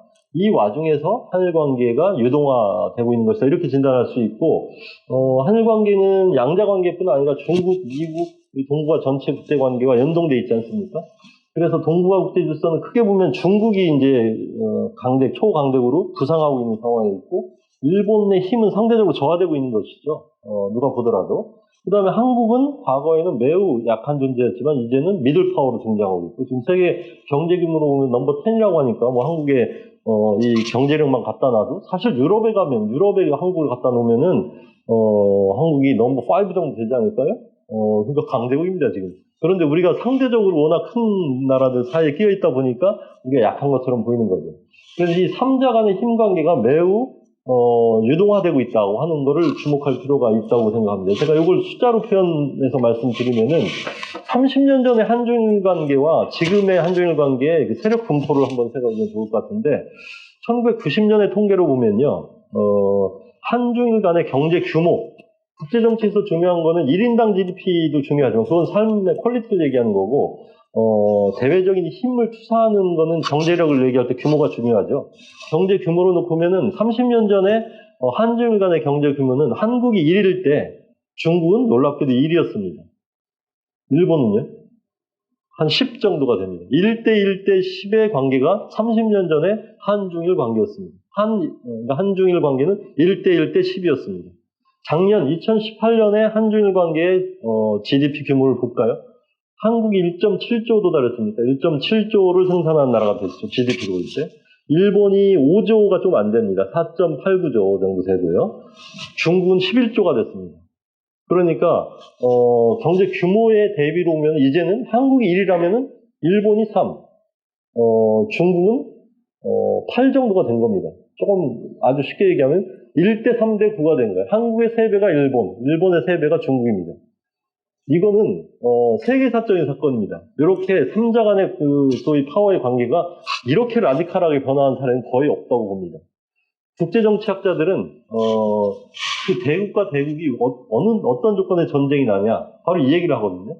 파워가 트랜지션 될 때, 세력 관계가 완전히 전환될 때 전쟁이 일어나기 쉽고 국가 간의 갈등이 많이 벌어진다 이런 얘기를 하죠. 지금 미중 관계도 그런 양상 아닙니까? 미국이 말하자면 1세기 이상 패권 국가로 존재했는데 중국이 힘이 부상하면서 말하자면 도전국으로 등장하고 있죠. 그래서 이 미중이 결국은 충돌할 것이냐 아니면은 태평양 넓으니까 반쯤 쪼갤 거냐 이렇게 좀 여러 가지 그 논의가 있습니다만은 이게 불가피한 갈등을 일으키는 측면이 있다고 봐요, 구조적으로. 그래서 요즘 뭐 많이 얘기한 투키디데스의 함정, 그래가지고, 과연, 중국의 부상이 미중 간의 전쟁으로 갈 것이냐, 극단적인 갈등으로 갈 것이냐 아니냐 하는 얘기를 할 때, 투키디데스의 트랩에 빠지냐 안 빠지냐 이런 얘기를 많이들 하죠. 그거는 투키디데스라고 하는 그리스의 역사학자가 펠로폰네소스 전쟁을 보면서 아테네하고 스파르타가 왜 전쟁이 붙었나를 분석한 하나의 그 역사 해석이라고 볼 수 있는데 투키디데스에 따르면은 아테네 동맹이 커지니까 스파르타가 도전으로 느껴서 불가피하게 전쟁으로 돌입했다. 그래서 아테네 연맹이 결국은 스파르타의 도전을 견딜 수가 없어서 전쟁을 감행하게 됐다. 이런 설명을 하고 있거든요. 또 하버드 대학의 그라함 알리슨이라고 하는 사람은 이 대국 간의 헤게모니가 교체될 때 전쟁이 일어난 사례를 설명하면서 세계에는 16번의 대국 간의 헤게모니 교체가 있었는데 16번 중에 14번은 전쟁으로 종결되고 2번 정도가 내가 정확하지 않은 거야. 18번 중에 12번은 전쟁으로 갔고 4번은 전쟁이 아닌 평화적으로 해결됐다. 뭐 이런 가설이랄 거예요. 그 이론적인 연구를 내놓고 있는데 과연 미중 관계가 어떻게 할지 좀 지켜봐야 할 일입니다.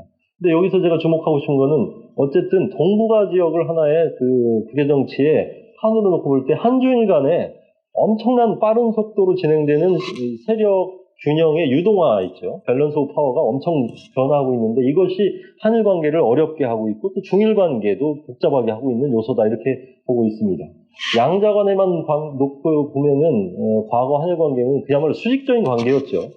우리 60년대 한국의 GDP를 기억 못한 사람도 정말 너무 많던데 제가 조사를 해보니까 60년대 65년 당시까지만 하더라도 1인당 GNP 그 당시엔 GDP라는 개념보다 왜냐면 해외 직접 투자가 많지 않았던 시기라서 GDP보다는 GNP를 썼는데 GNP가 100불 미만입니다. 60년대 우리 그러니까 국민들은 초급 목표로 연명했던 거 아닐까요? 50년대까지도. 그 당시 일본 60년대 중반이면은 세계 넘버2로 부상을 하고 OECD 국가로 하고 그런 경우였거든요. 그때 이제 말하자면 한일이 국교를 정상화한 겁니다. 너무 지금의 현실을 대입해가지고 65년 당시에는 왜 이렇게 일본에 대해서 역사 문제에 대해서 모르게 대항했는지 뭐 아니면 불협 외교를 했냐 그런 얘기들을 많이들 하시는데 그거는 저는 처음 몰이해라고 할까요? 그 당시 현실에 대한 몰이해라고 봅니다. 한국 정부는 그 당시에 아무것도 없던 빈털털이었습니다. 더 어르신들은 더 잘 아시겠지만 50년대, 60년대 한국 경제가 뭐가 있었습니까? 그리고 신생국가의 관료 조직도 잘 정비된 상태가 아니었죠. 그 과정에서 한일 국교 정상화가 있었던 것이고 오늘날 이제 말하자면은 그때 뭐 한마디로 요약하자면은 그 일본하고의 전후 처리 그 자금을 청구권 자금이라는 형태로 얻어서 그걸 정잣돈으로 해서 경제를 개발했다. 말하자면 지금 정치학적으로 얘기하면 개발 독재 체제를 하는 데서 일본의 자금을 기묘하게 활용을 했다. 이렇게 해석할 수 있다고 봅니다. 그 당시 관계는 당연히 수직적인 관계였죠. 일본이 한국을 볼 때는 뭐 꼬마라고 할까 어린애로 보였을 거고 일본은 성인이었고 그런 관계였는데 지금 보니까 이제 한국이 워낙 빠른 속도로 성장해서 거의 뭐 1인당 GDP로 보면 비슷합니다. 지금 3만 몇천 불로 돼 있어서 각각 그 한일 국민의 삶의 질로면은 그 차이가 없죠. 단지 인구가 좀 일본이 남한에 비해서 한 3배 정도 많은 겁니다. 그러니까 이제는 한일 관계도 수평적인 관계다 이렇게 봐야 되지 않겠어요? 이런 관계의 양상이 변화하면서 생긴 갈등도 고려해야 된다는 얘기입니다. 그 다음에 이것도 굉장히 재밌는 하나의 가설인데요. 내부의 정치 시스템이 완전히 다른 방향으로 가고 있다는 얘기입니다.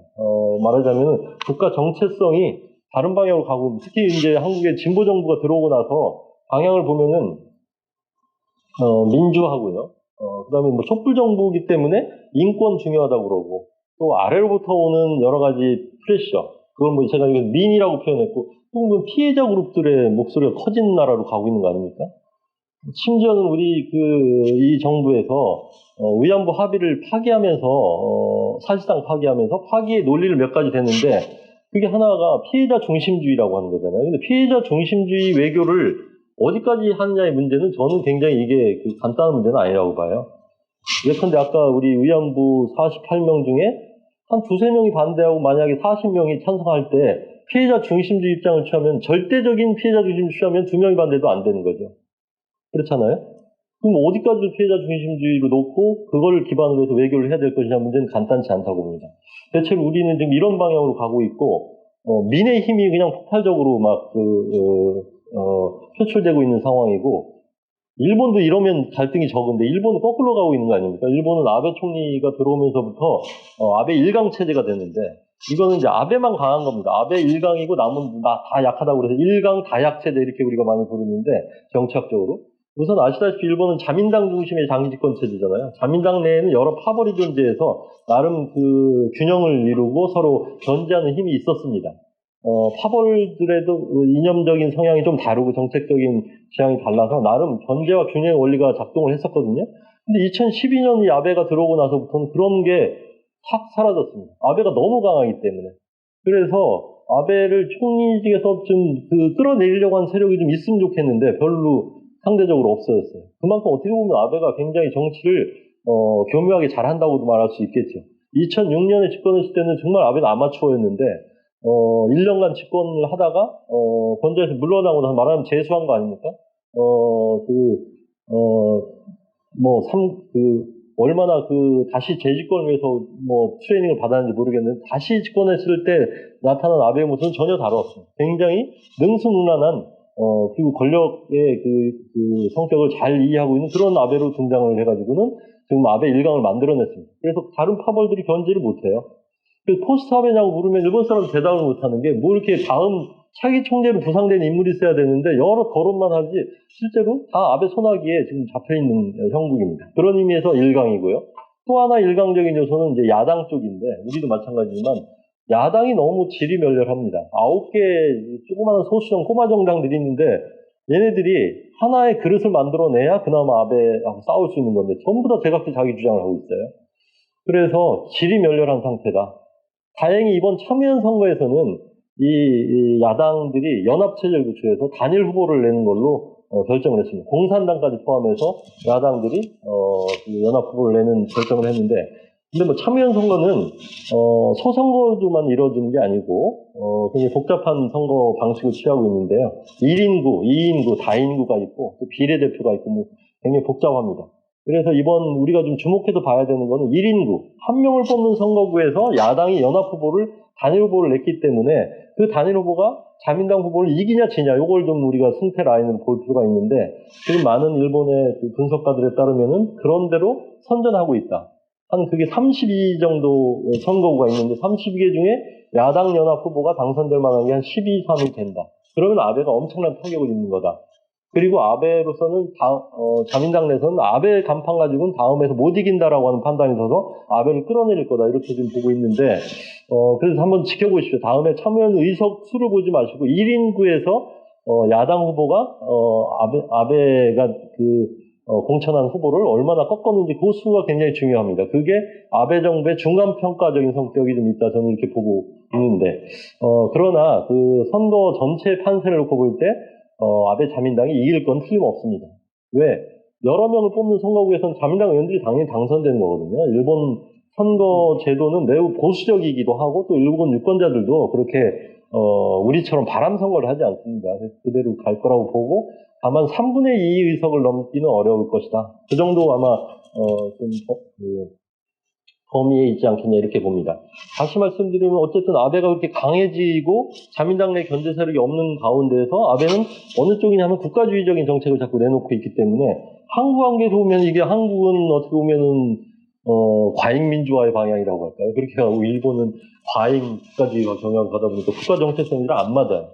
게다가 우리 그 문 대통령하고 아베 총리는 개인적으로 소위 궁합이 맞을까 하는 생각이 들어요. 너무 다른 스타일의 리더죠. 이 한 분은 인권 변호사 출신이고 여기는 노예한 정치 가문의 말하자면 3세 정치인이잖아요. 그리고 그 성격이나 여러 가지 스타일을 볼 때도 잘 안 맞는 부분이 있는 것 같아요. 근데 그러면은 트럼프하고 문재인 대통령 그게 잘 맞냐? 안 맞아도 억지로 맞추는 부분이 있잖아요. 또 아베하고 트럼프는 잘 맞냐? 안 맞아도 필요하니까 맞추는 거지. 근데 한일 관계 그렇게 맞출 필요가 과연 있겠냐 이렇게 생각하는 거 아닌가요, 서로? 그렇게까지 하면서 무리하게 끌고 갈 필요가 없다. 이것이 이제 한일 관계를 어렵게 하는 요인이고요. 그 다음에 제가 이렇게 구조하고 배경하고 일부러 이렇게 원인을 나눠서 생각해 봤습니다. 직접적인 원인은 있겠죠. 원인은 제가 보기에는 이렇게 진단하고 있습니다. 상대방에 대해서 너무 오해가 크고 편견도 많고 무지가 극대화된 상태가 아닌가 이렇게 보고 또 뭐 서로 알려고 노력도 좀 요즘 안 하는 것 같아요. 이건 미디어의 책임이 좀 있다고 보고요. 그 다음에 리더십 요인도 크다고 봅니다.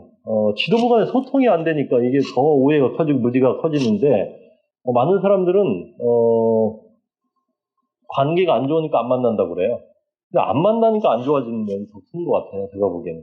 이번에도 지금 뭐 소위 경제 보복적 조치, 뭐 이 징용 문제 이것 때문에 굉장히 복잡하지만 좀 정상회담 통해서 소통하면 뭐 풀릴 수 있을 수도 있고 어쨌든 그 만나겠다고 결정하는 순간 많은 그 관료들이 또 해법을 만들어내서 어떻게든 할 거 아니겠습니까? 근데 정상회담 서로 하겠다는 얘기를 안 하잖아요. 이게 7년이 넘었습니다, 벌써. 이 동북아는 물론이고 이 글로벌하게 볼 때 이렇게 가까운 나라의 정상끼리 제대로 된 정상회담 안 하는 데는 정말 여기 이 동네밖에 없는 것 같아요.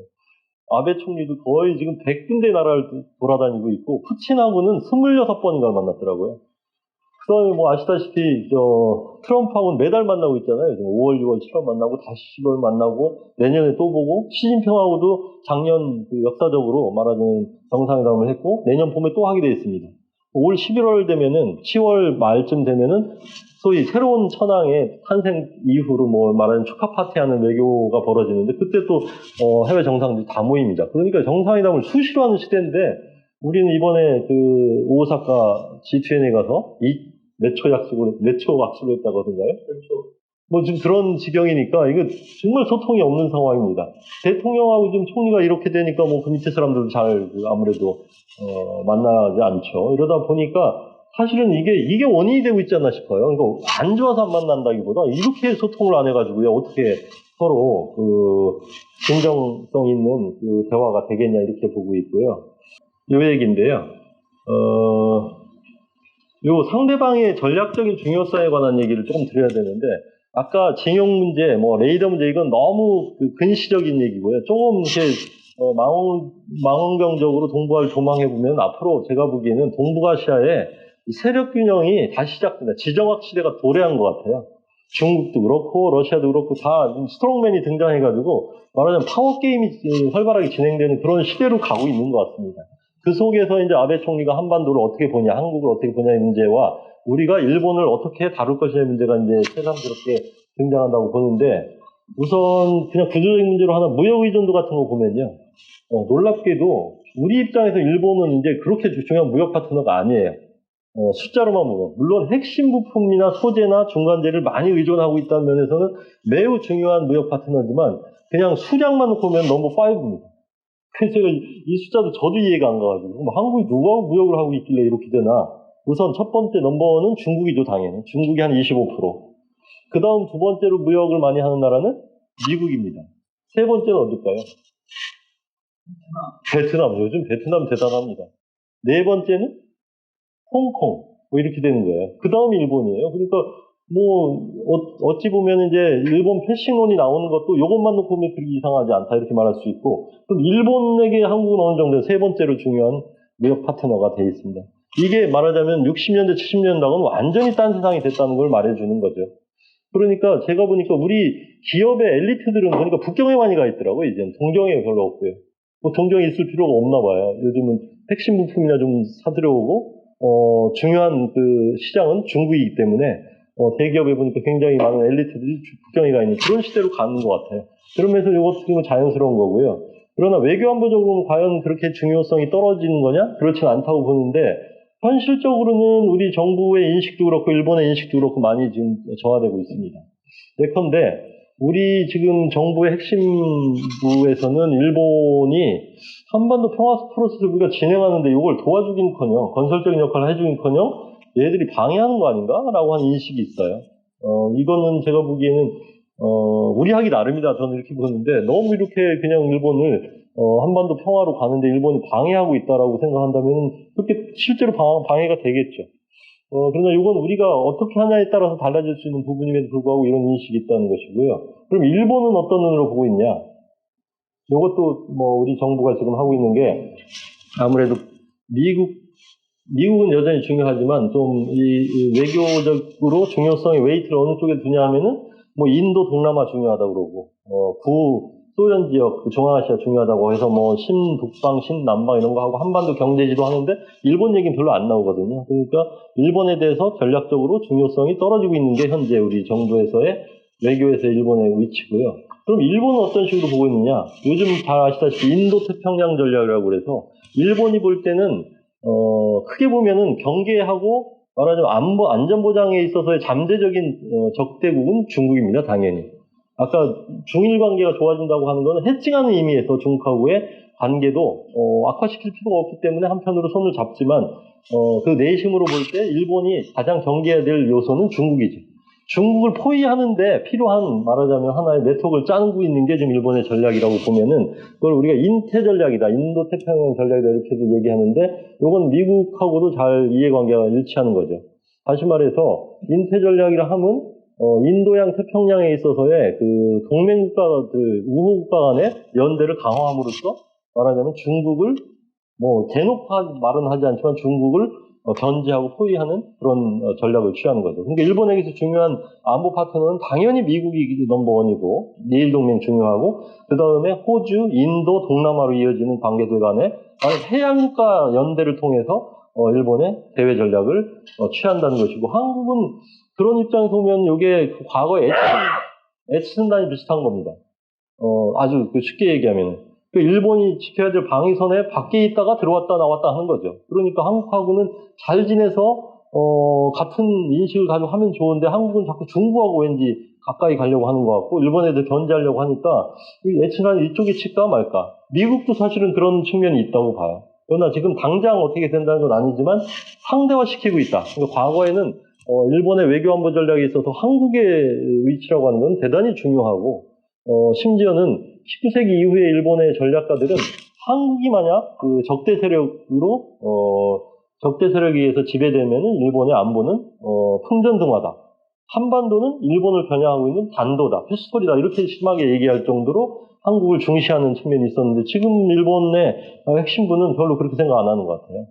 그게 근데 한편으로는 좀 일부러 그렇게 하는 것도 있는 것 같고 문재인 정부 미우니까 더 어린애 같은 심정으로 그렇게 말을 일부러 하는 측면도 저는 있다 이렇게 봅니다. 그래서 외교청서 같은 거 보면 일본의 외교 정책을 매년 설명하고 있는 책자가 나오잖아요. 거기에 보면 한국하고의 관계를 설명할 때 과거에는 전략적으로 중요한 나라 그리고 자유민주주의 시장경제를 공유하는 나라 가치와 규범을 함께하는 나라 이렇게 기술이 있었거든요. 근데 그 기술을 싹 빼버리고 예를 들면 그 다음에 일본의 방위 정책을 표현하고 있는 방위 정책의 대강 같은 거 보면은 일본이 안보적으로 협력해야 될 나라를 쭉 열고 하면 5번째쯤에 갖다 놨어요. 제일 중요한 건 미국, 그 다음에 호주, 인도, 그 다음에 동남아, 그 다음에 한국하고도 잘해야 된다 이러고 있거든요. 이거는 정말 큰 변화라고 봐요. 근데 그게 진짜 속마음을 나타내는 건지 최근에 말하자면 한국에 대한 앵거 지수가 높아져가지고 일부러 그렇게 쓰는 건지는 좀 더 두고 봐야 될 일이지만 지금 어쨌든 일본에서의 한국의 비중은 전략적인 비중은 많이 떨어지고 있는 것처럼 관찰이 됩니다. 그 다음에 요거는 이제 문화적인 요소인데 특히 이제 위안부 합의를 깨냐 안 깨냐 또는 우리 65년 청구협정을 맺었는데 그거를 지키냐 안 지키냐의 문제와 관련해서 일본 사람들은 먼저 대단히 협약을 중시하는 문화가 있습니다. 약속을 하면 지켜야 된다라는 문화가 강하고요. 그리고 매우 프래그마틱한 측면이 있어요. 근데 우리는 이상하게 모르겠어요. 유교적 전통 때문에 그런지 저스티스를 강조한 문화잖아요. 위안부 합의 약속했지만 이게 잘못된 거다. 옳지 않은 거다라고 하면은 다시 해야죠. 이게 우리 말하자면 하나의 좀 문화적인 습성이라고 할 그런 측면이 있는데 또 하나는 원리주의적인 전통이라고 할까요? 우리 조선시대에 보면 굉장히 성리학 이게 중요하고 성리학적인 그 이념에 비추어서 외교 사안에 대해서 판단하고 평가하는 그런 부분이 있는데 최근에 이게 좀 강해진 것 같은 느낌이 들어요. 그래서 우리가 저스티스가 무엇이냐를 생각하고 말하자면 국제정치에서 그런 걸 우리가 뭐 크루사드, 십자군주의다, 또는 좀 원리주의 외교다 이런 거 얘기하는데 이건 이슬람권에서 많이 하는 거잖아요. 그러니까 그 성전이라 하면 이슬람을 위한 그 말하자면 이슬람교에서 알라 신을 위해서 자기 목숨을 바쳐서 죽는 거는 영광이거든요. 힘의 관계를 고려해가지고 프레그마틱하게 외교나 전쟁을 생각하는 게 아니라 내가 몸을 바쳐서 죽는 거는 영광이에요. 그 알라 신에게는.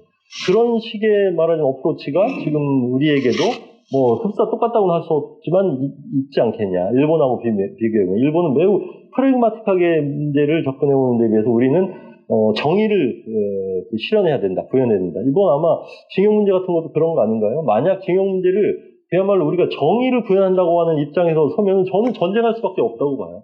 일본 기업이 배상 책임을 지라고 하는 게 우리 대법원 판결이고 그것도 정의의 판결이라고 믿고 있는 거잖아요.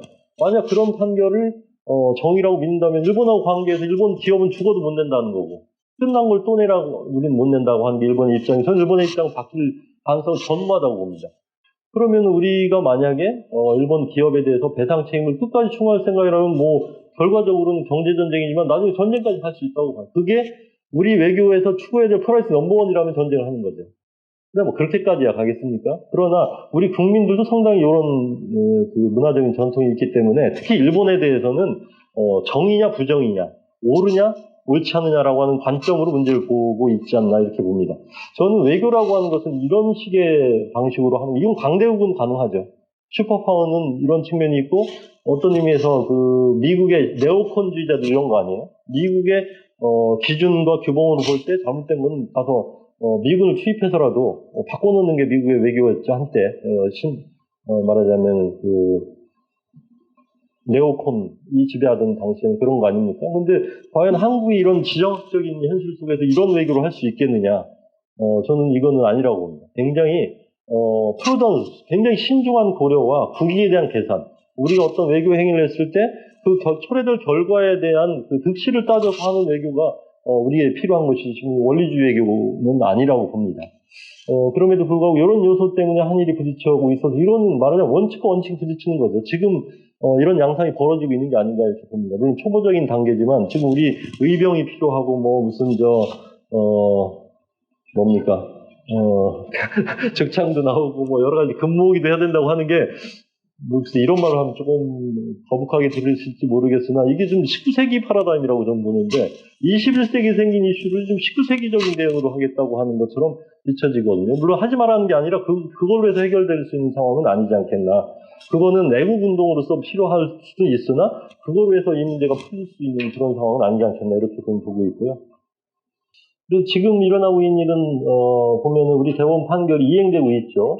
한국의 일본 기업들이 들어와 있는데 그 기업들에 대해서 자산 압류가 지금 이루어지고 있고요. 이게 단계입니다. 처분 금지, 매각, 현금화한다면 배상하는 거잖아요.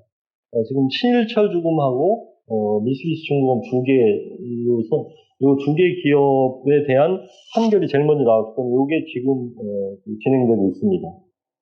근데 뭐 이게 현금화라고 해도 사실 지금 여기에 있는 압류된 자산이 대단한 건 없다고 그래요. 그러나 이 자산이 만약에 현금화되고 배상으로 지불되는 날이면 저는 루비콘강을 건너는 거다 이렇게 봐요. 일본의 보복은 그야말로 가시화될 것이라고 보고 지금은 아직 일본이 여러 가지 조치를 취하고 있지만 이거는 저는 신호탄을 보낸 거다 이렇게 봐요. 정부가 수출 규제를 하겠다고 했지만 이거죠. 사실 수출 규제를 해도 금수하는 건 아닙니다. 일본 정부가 껌껌이 심사해서 심사 기간을 좀 가지고 천천히 들여다보겠다 이런 거고요. 그다음에 화이트리스트 이것도 제외를 아직 검토하겠다는 거고 8월날 최종 결정을 하겠다는 겁니다. 그러면 이제 한 1100개의 품목에 대해서 일본 정부가 아까도 말씀하셨지만 그동안은 페이버를 주는 측면에서 한국이 안보 우대국이었기 때문에 정부는 뭐 그걸 간섭을 안 하고 내버려뒀거든요. 그런데 이제는 좀 들여다보겠다. 그래서 정부가 뭐가 문제가 생겼다고 할 때는 좀 늦추거나 심사를 늦추거나 아니면 제한할 수도 있다. 여기까지가 지금 온 상황입니다. 그런데 만약 현금화가 되게 되면은 사실상의 금수적인 조치가 금수와 가까운 조치가 나오지 않을까. 그러면 우리 산업계의 충격이 바로 전달되지 않을까 이렇게 봅니다. 근데 이렇게 가만히 놔두면은 어떻게 보면은 정의의 판결이 집행되는 과정이기 때문에 당연하다고 우리 국민이 생각할 수 있을 것 같아요. 그런데 일본에서는 이건 도저히 견딜 수 없는 일로 받아들이고 있고, 일본 정부는 말하자면 일본 해외 자산이 국내법에 의해서 몰수되고 있는 상황인데 어떻게 일본 정부가 아무것도 하지 않느냐. 이건 아베 정부 아니라도 아마 강력하게 항의하거나 이거에 대한 이의 신청을 할 수밖에 없는 문제라고 봐요. 이슈의 성격상. 그래서 가만 놔두면 결국 필연적으로 부딪힐 수밖에 없고, 이 부딪힘의 정도가 점점 더 커질 수 있다고 봅니다. 왜냐하면 이제 우리 국내의 대일 정서가 일정하게 있기 때문에 이게 에스컬레이트 되면은 우리도 왜 보복 조치 안 하냐고 난리가 나오고, 우리가 보복 조치하면 저쪽도 보복 조치하고, 그래서 양쪽의 경제, 이 산업계가 완전히 지금 피투성이가 되는 상황이 될 수도 있습니다. 가만 놔두면 이렇게 가지 않을까? 그래서 이거는 적어도 막아야 되지 않겠냐. 그리고 합리적인 어떤 해법을 찾아야 되지 않겠냐 하는 생각이고요. 이게 제가 숫자를 몇 가지 썼는데 이게 참 간단한 문제가 아닌 게요. 아까 위안부 말씀드릴 때는 238명이라고 하는 확정된 수가 있었잖아요. 이분들에 대해서 어떤 조치가 내려지면 되냐 안 되냐, 현금감 얼마냐, 이런 게 확정이 가능한데 이 문제는 이게 간단치가 않아요. 현재 법원에 계류되고 있는 사건만 보면 14건이고 900여 명이 존재합니다. 요분들만의 문제라면 1억이 되면은 900억의 문제고 2억이 되면은 한 1,800억의 문제니까 우리 예상 규모로는 큰 문제는 아닙니다. 근데 이제 문제는 여기에 있는 거죠. 과연 900여 명이 전부냐? 지금 징용 피해자에 관한 얘기를 하고 있는 건데, 징용 피해자는 우리 정부의 분류에 따르면 세 가지가 있습니다. 우선 징병 피해자가 있고 징용 피해자가 있죠. 말하자면 군대로 끌려간 사람들과 일본 기업에 가서 일하는 사람들이 있잖아요. 근데 징병징용 피해자를 우리가 조사한 적이 있습니다. 21만 명 정도로 잡혀 있거든요. 이건 왜 했냐면 다 아시다시피 복잡합니다만 간단히만 설명하면 한일 회담 외교문서를 전부 다 오픈해가지고 뒤져본 결과 65년 청구권 협정에서 해결된 것으로 보냐, 해결된 것으로 보지 않냐의 문제를 우리 정부가 판명해야 될 기회가 있었죠. 그게 2005년입니다. 노무현 정부 때입니다. 노무현 정부 때 저는 이건 굉장히 잘하는 일이라고 봐요. 왜냐하면은 우리가 박정희 정부 때 청구권 자금을 받아서 한 10% 정도는 피해자에게 말하자면은 피해자 구제 조치를 썼습니다. 1974년에 입법 조치를 해가지고 그 당시 징병징용 사망자 분들한테 한 30만 원 정도 지급했어요. 이게 1차 지급한 겁니다. 그럼에도 불구하고 이분들이 충분치 않다고 해서 소송을 여러 번 해와서 이제 2005년에 문제가 됐던 건데, 2005년에 노무현 정부 때 이 문제를 어떻게 정리할까를 고심하다가 이제 한일회담 외교문서를 둘러싼 행정소송이 있었습니다. 피해자들이 외교문서 까보자, 우리한테 줘야 될 돈을 정부가 말하자면 안 준 거 아니냐, 이런 취지의 이제 문제 제기를 해서 정부가 패소했습니다. 그래서 한일회담 외교문서를 까서 전부 다 들여다 보니까 저도 이제 참여를 했지만 부분적으로 그 당시 이제 우리 정부가 내린 정부와 민간위원회, 그 당시에 민관위원회라고 하는 이름으로 말하자면 한일회담에 대한 우리 정부의 공식적인 평가와 입장 표명을 한 겁니다. 그때 이해찬 지금 전 대표가 그 위원장이었고, 또 한 분은 이용 전 대법원장이죠. 이분이 말하는 민관 대표로 해가지고 위원회를 조직해서 과연 어디까지를 우리 정부가 책임지고 어디까지는 책임지지 않느냐 문제를 결론을 내린 겁니다. 그때 내린 결론은 위안부 문제하고 그 사할린 한인 문제, 그다음 원폭 피해자, 조선인 원폭 피해자, 이 3개 사항은 한일회담 외교문서를 아무리 까봐도 이 3명에 대해서 언급한 게 없다 이거예요. 그러니까 한일회담에 의해서 한일 협정으로 해결됐다고 보기는 어렵다. 이거 굉장히 합리적인 판단입니다. 이 3가지 사안은 일본에게 법적 책임이 여전히 존재한다라고 하는 결론입니다. 나머지 사안은 특히 징용자 문제에 대해서는 그 당시 2005년에 우리 정부의 판단 또는 민간합동위원회 판단으로는 일단 청구권 협정에 의해서 종결된 것으로 본 겁니다. 이건 이해찬 총리도 아시고 그 당시 문재인 전 대통령도 그 당시에 청와대에 계셨기 때문에 잘 본인도 관여하셨어요. 2005년 때 우리 정부가 정리한 건 명백합니다. 그 3가지 사안에 대해서는 일본이 뭔가 더 해야 되겠지만 65년 협정에서 나머지 문제들은 정리가 되고 특히 징용 문제는 정리가 됐다. 이렇게 우리는 선언을 하고 나니까 이제 우리 정부가 해야 될 일이 생긴 거 아닙니까?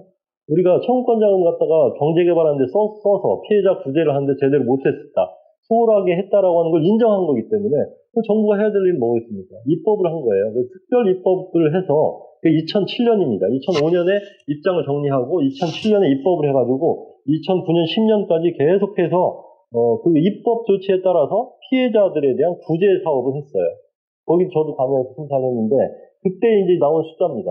징병징용 피해자가 보니까 21만 명인데 그 중에서 말하자면 피해 보상을 신청한 분이 14만 명이었어요. 물론 본인들이 한 게 아니고 유족 얘기입니다. 지금 본인들이 징병징용 피해자로 살아계신 분 한 5천 명 정도 되시고요. 그분 8, 90대 아니겠어요? 그분들이 유족에 대해서는 조치를 한 겁니다. 그 당시에 징병징용 가서 돌아가신 분들은 2천만 원을 드렸고요. 그 다음에 부상당해서 오신 분들은 1,000만 원. 생환자도 계실 거 아니에요. 3개 카테고리로 나눈 겁니다. 매우 합리적인 조치를 한 겁니다. 저도 우리 정부의 좀 긍지를 느꼈어요. 이렇게까지 우리가 상당히 과학적으로 조치를 하는구나라는 걸 느낄 정도였는데 그때 생존자에게 더 많이 드린 건 맞잖아요. 그 다음에 부상에서 오신 분, 생환자는 사실은 드리는 경우도 있고 아니면 사례를 많이 조사해봤어요. 우리가 예컨대 한국전쟁 때 참전하셨다가 그냥 오신 분들에 대해서는 생환자들에 대해서는 정부가 원호 조치를 하지 않죠? 그죠? 하게 됐어요. 참전 유공자들 20만 원 정도. 네, 그러니까 그런 식으로 하는 거지. 사망자나 부상자는 분명히 정부 원호 조치 대상이고 그런 같은 논리를 적용해서 그렇게 한 거거든요. 그래서 생환자들은 80만 원 정도 병원비를 드렸어요. 1년에 80만 원 범위에서. 그래서 이렇게 해서 한 6,800원. 애초에는 이게 너무 방대한 양이 되니까, 이 법안의 통과가 될 때 노무현 대통령께서 이걸 거부권 행사하려고 했어요. 이게 몇 푼 안 되는 문제 해결될 줄 알았더니 눈덩이처럼 커져가지고, 그래서 거부권을 몇 번 행사하려고 하다가 결국 그래도 이게 피해자 문제고, 회원 사업을 해야 된다고 하는 취지에서 결국 통과됐고, 그래서 우리가 지급한 예산이 6,800억입니다. 6,800억을 몇 명에 대해서 지급했냐면 7만 2천 명에 대해서 한 거예요. 7만 2천 명의 내역을 보면 징병징용 사망자, 징병징용 피해자, 부상자, 일부 생환자 이렇게 됐습니다. 그런데 지금 이 소송을 거시는 분들은 이 수혜를 받은 분들일까요? 안 받은 분들도 계셨던 거예요. 생환자 중에서. 일부는 생환자가 좀 들어있다고 그래요. 그러니까 이분들이 말하자면 소송을 걸은 겁니다. 그래서 우리 대법원은 1억을 지급하라고 판결이 나온 거예요. 이게 상당히 모순을 불러일으킨 부분이라고 봐요. 그러니까 이때 2007년 지급받은 분들은 사망자, 부상자고 2천만 원이잖아요. 근데 생환자들의 징용 피해자잖아요. 징병도 아니고. 징용 피해자 대부분 한 2년 전후에서 일본의 기업에서 가혹한 노동을 했다 지금 현재 이렇게 돼 있는 거죠. 이분들에 대해서 1억을 지급하라 이렇게 나와 있는 거기 때문에 이거에 좀 균형 문제가 여전히 있습니다. 나중에 좀 더 설명드리겠고요. 그래서 가만 놔두게 되면은 우선은 한일 간의 경제 전쟁이 불가피하지 않겠냐. 그래서 뭔가 좀 땜질을 하도 해야 되는데 이걸 어떻게 해야 되냐의 문제가 있습니다. 안 할 경우에 이제 일본의 대항제치 보복 조치를 보니까 이게 일본 정부가 이제 5월쯤 들어서 한국 정부에게 이 대법원 판결에 대한 한국 정부의 대안은 뭐냐 계속 물었는데 우리 정부가 묵묵부답으로 계속 있었어요. 그러니까 일본 정부에서는 불가피하게 대항 조치를 해야 된다고 해서 각 성청에 관계자를 불러가지고 너네 성에서 보복 내지 대항 조치를 할 수 있는 걸 가져와 봐라. 그랬더니 금융청은 예컨대 송금을 제한할 수 있습니다. 문부과학성은 유학생들한테 주는 장학금을 좀 줄일 수 있습니다. 예를 들면. 그 다음에 경제산업성은 일본에 대한 사실상의 금수 조치가 가능합니다. 이렇게 온 거죠. 성청에 그 안을 100개를 모아가지고 다 정밀하게 검토한 다음에 한국이 계속 대답을 하지 않을 경우에는 하나씩 카드를 까서 보복을 한다. 이런 시나리오를 짜고 있었던 겁니다.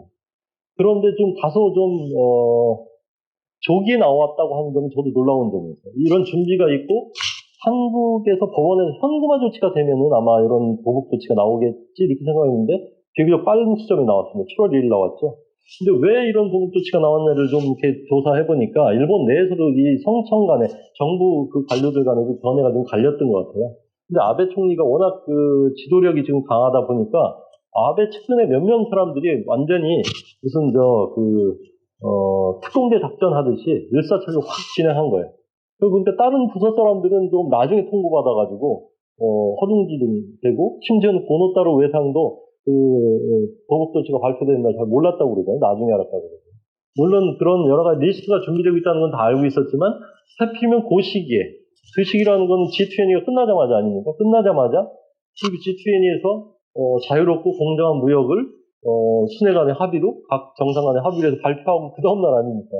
그러니까 이게 사실상 무역을 제한하는 조치라고 하는 거는 어떻게 보면 규범에서 보면은, 물론, 그 보복 조치를 잘 보면 준법 투쟁이라고 제가 용어를 쓰는데, 법을 어긴 건 아닙니다. WTO의 룰을 봤을 때 크게 벗어나는 건 아니에요. 우대 조치를 거두는 거고, 거두는 거에는 또 안전보장상의 이유가 있다고 좀 명분 내걸지 않습니까? 그렇기 때문에, WTO에 제소하면 우리가 100% 이긴다, 이렇게 보장은 못해요. 그러니까 교묘하게 위반이 아니면서, 그러나, 한국이 아픈 조치를 찾아나가지고, 말하자면 급소를 찌른 거다, 이렇게 봐야 되겠고, 일본 관료 내부의 동의를 완전히 획득한 건 아니다. 그리고 일본 국민들이 다 지지하는 것도 아닙니다. 사실 최근에 조사를 해보니까 뭐 한 50%가 지지하고 20몇 프로가 반대한다 그랬다는데, 한국에 대해서 일정한 대항 조치를 해야 된다는 거에 대해서는 동의하지만, 방법이 말하자면은, 이렇게 금수냐, 말하는 수출 규제 조치냐에 대한 반론이 있습니다. 왜냐하면 일본 산업계 타격이 있을 수 있고, 또 일본의 식자들이 볼 때는 이게 지금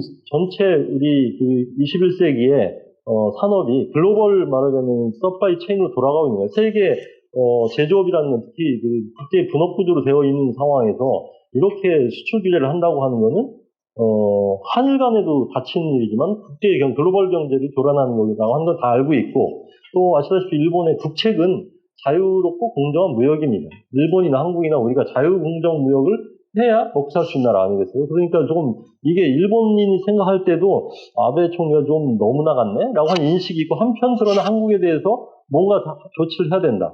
한국 아무것도 안 하니까 지금 당장 일본의 기업들이 압류 조치를 당하는 상황 아니냐, 이런 이중적인 말하자면은 여론이 존재한다, 이렇게 봅니다. 참고로 말씀드리면 참여연 선거가 끝나면은 괜찮겠죠. 이건 저는 아니라고 봐요. 참여연하고 큰 상관이 없습니다.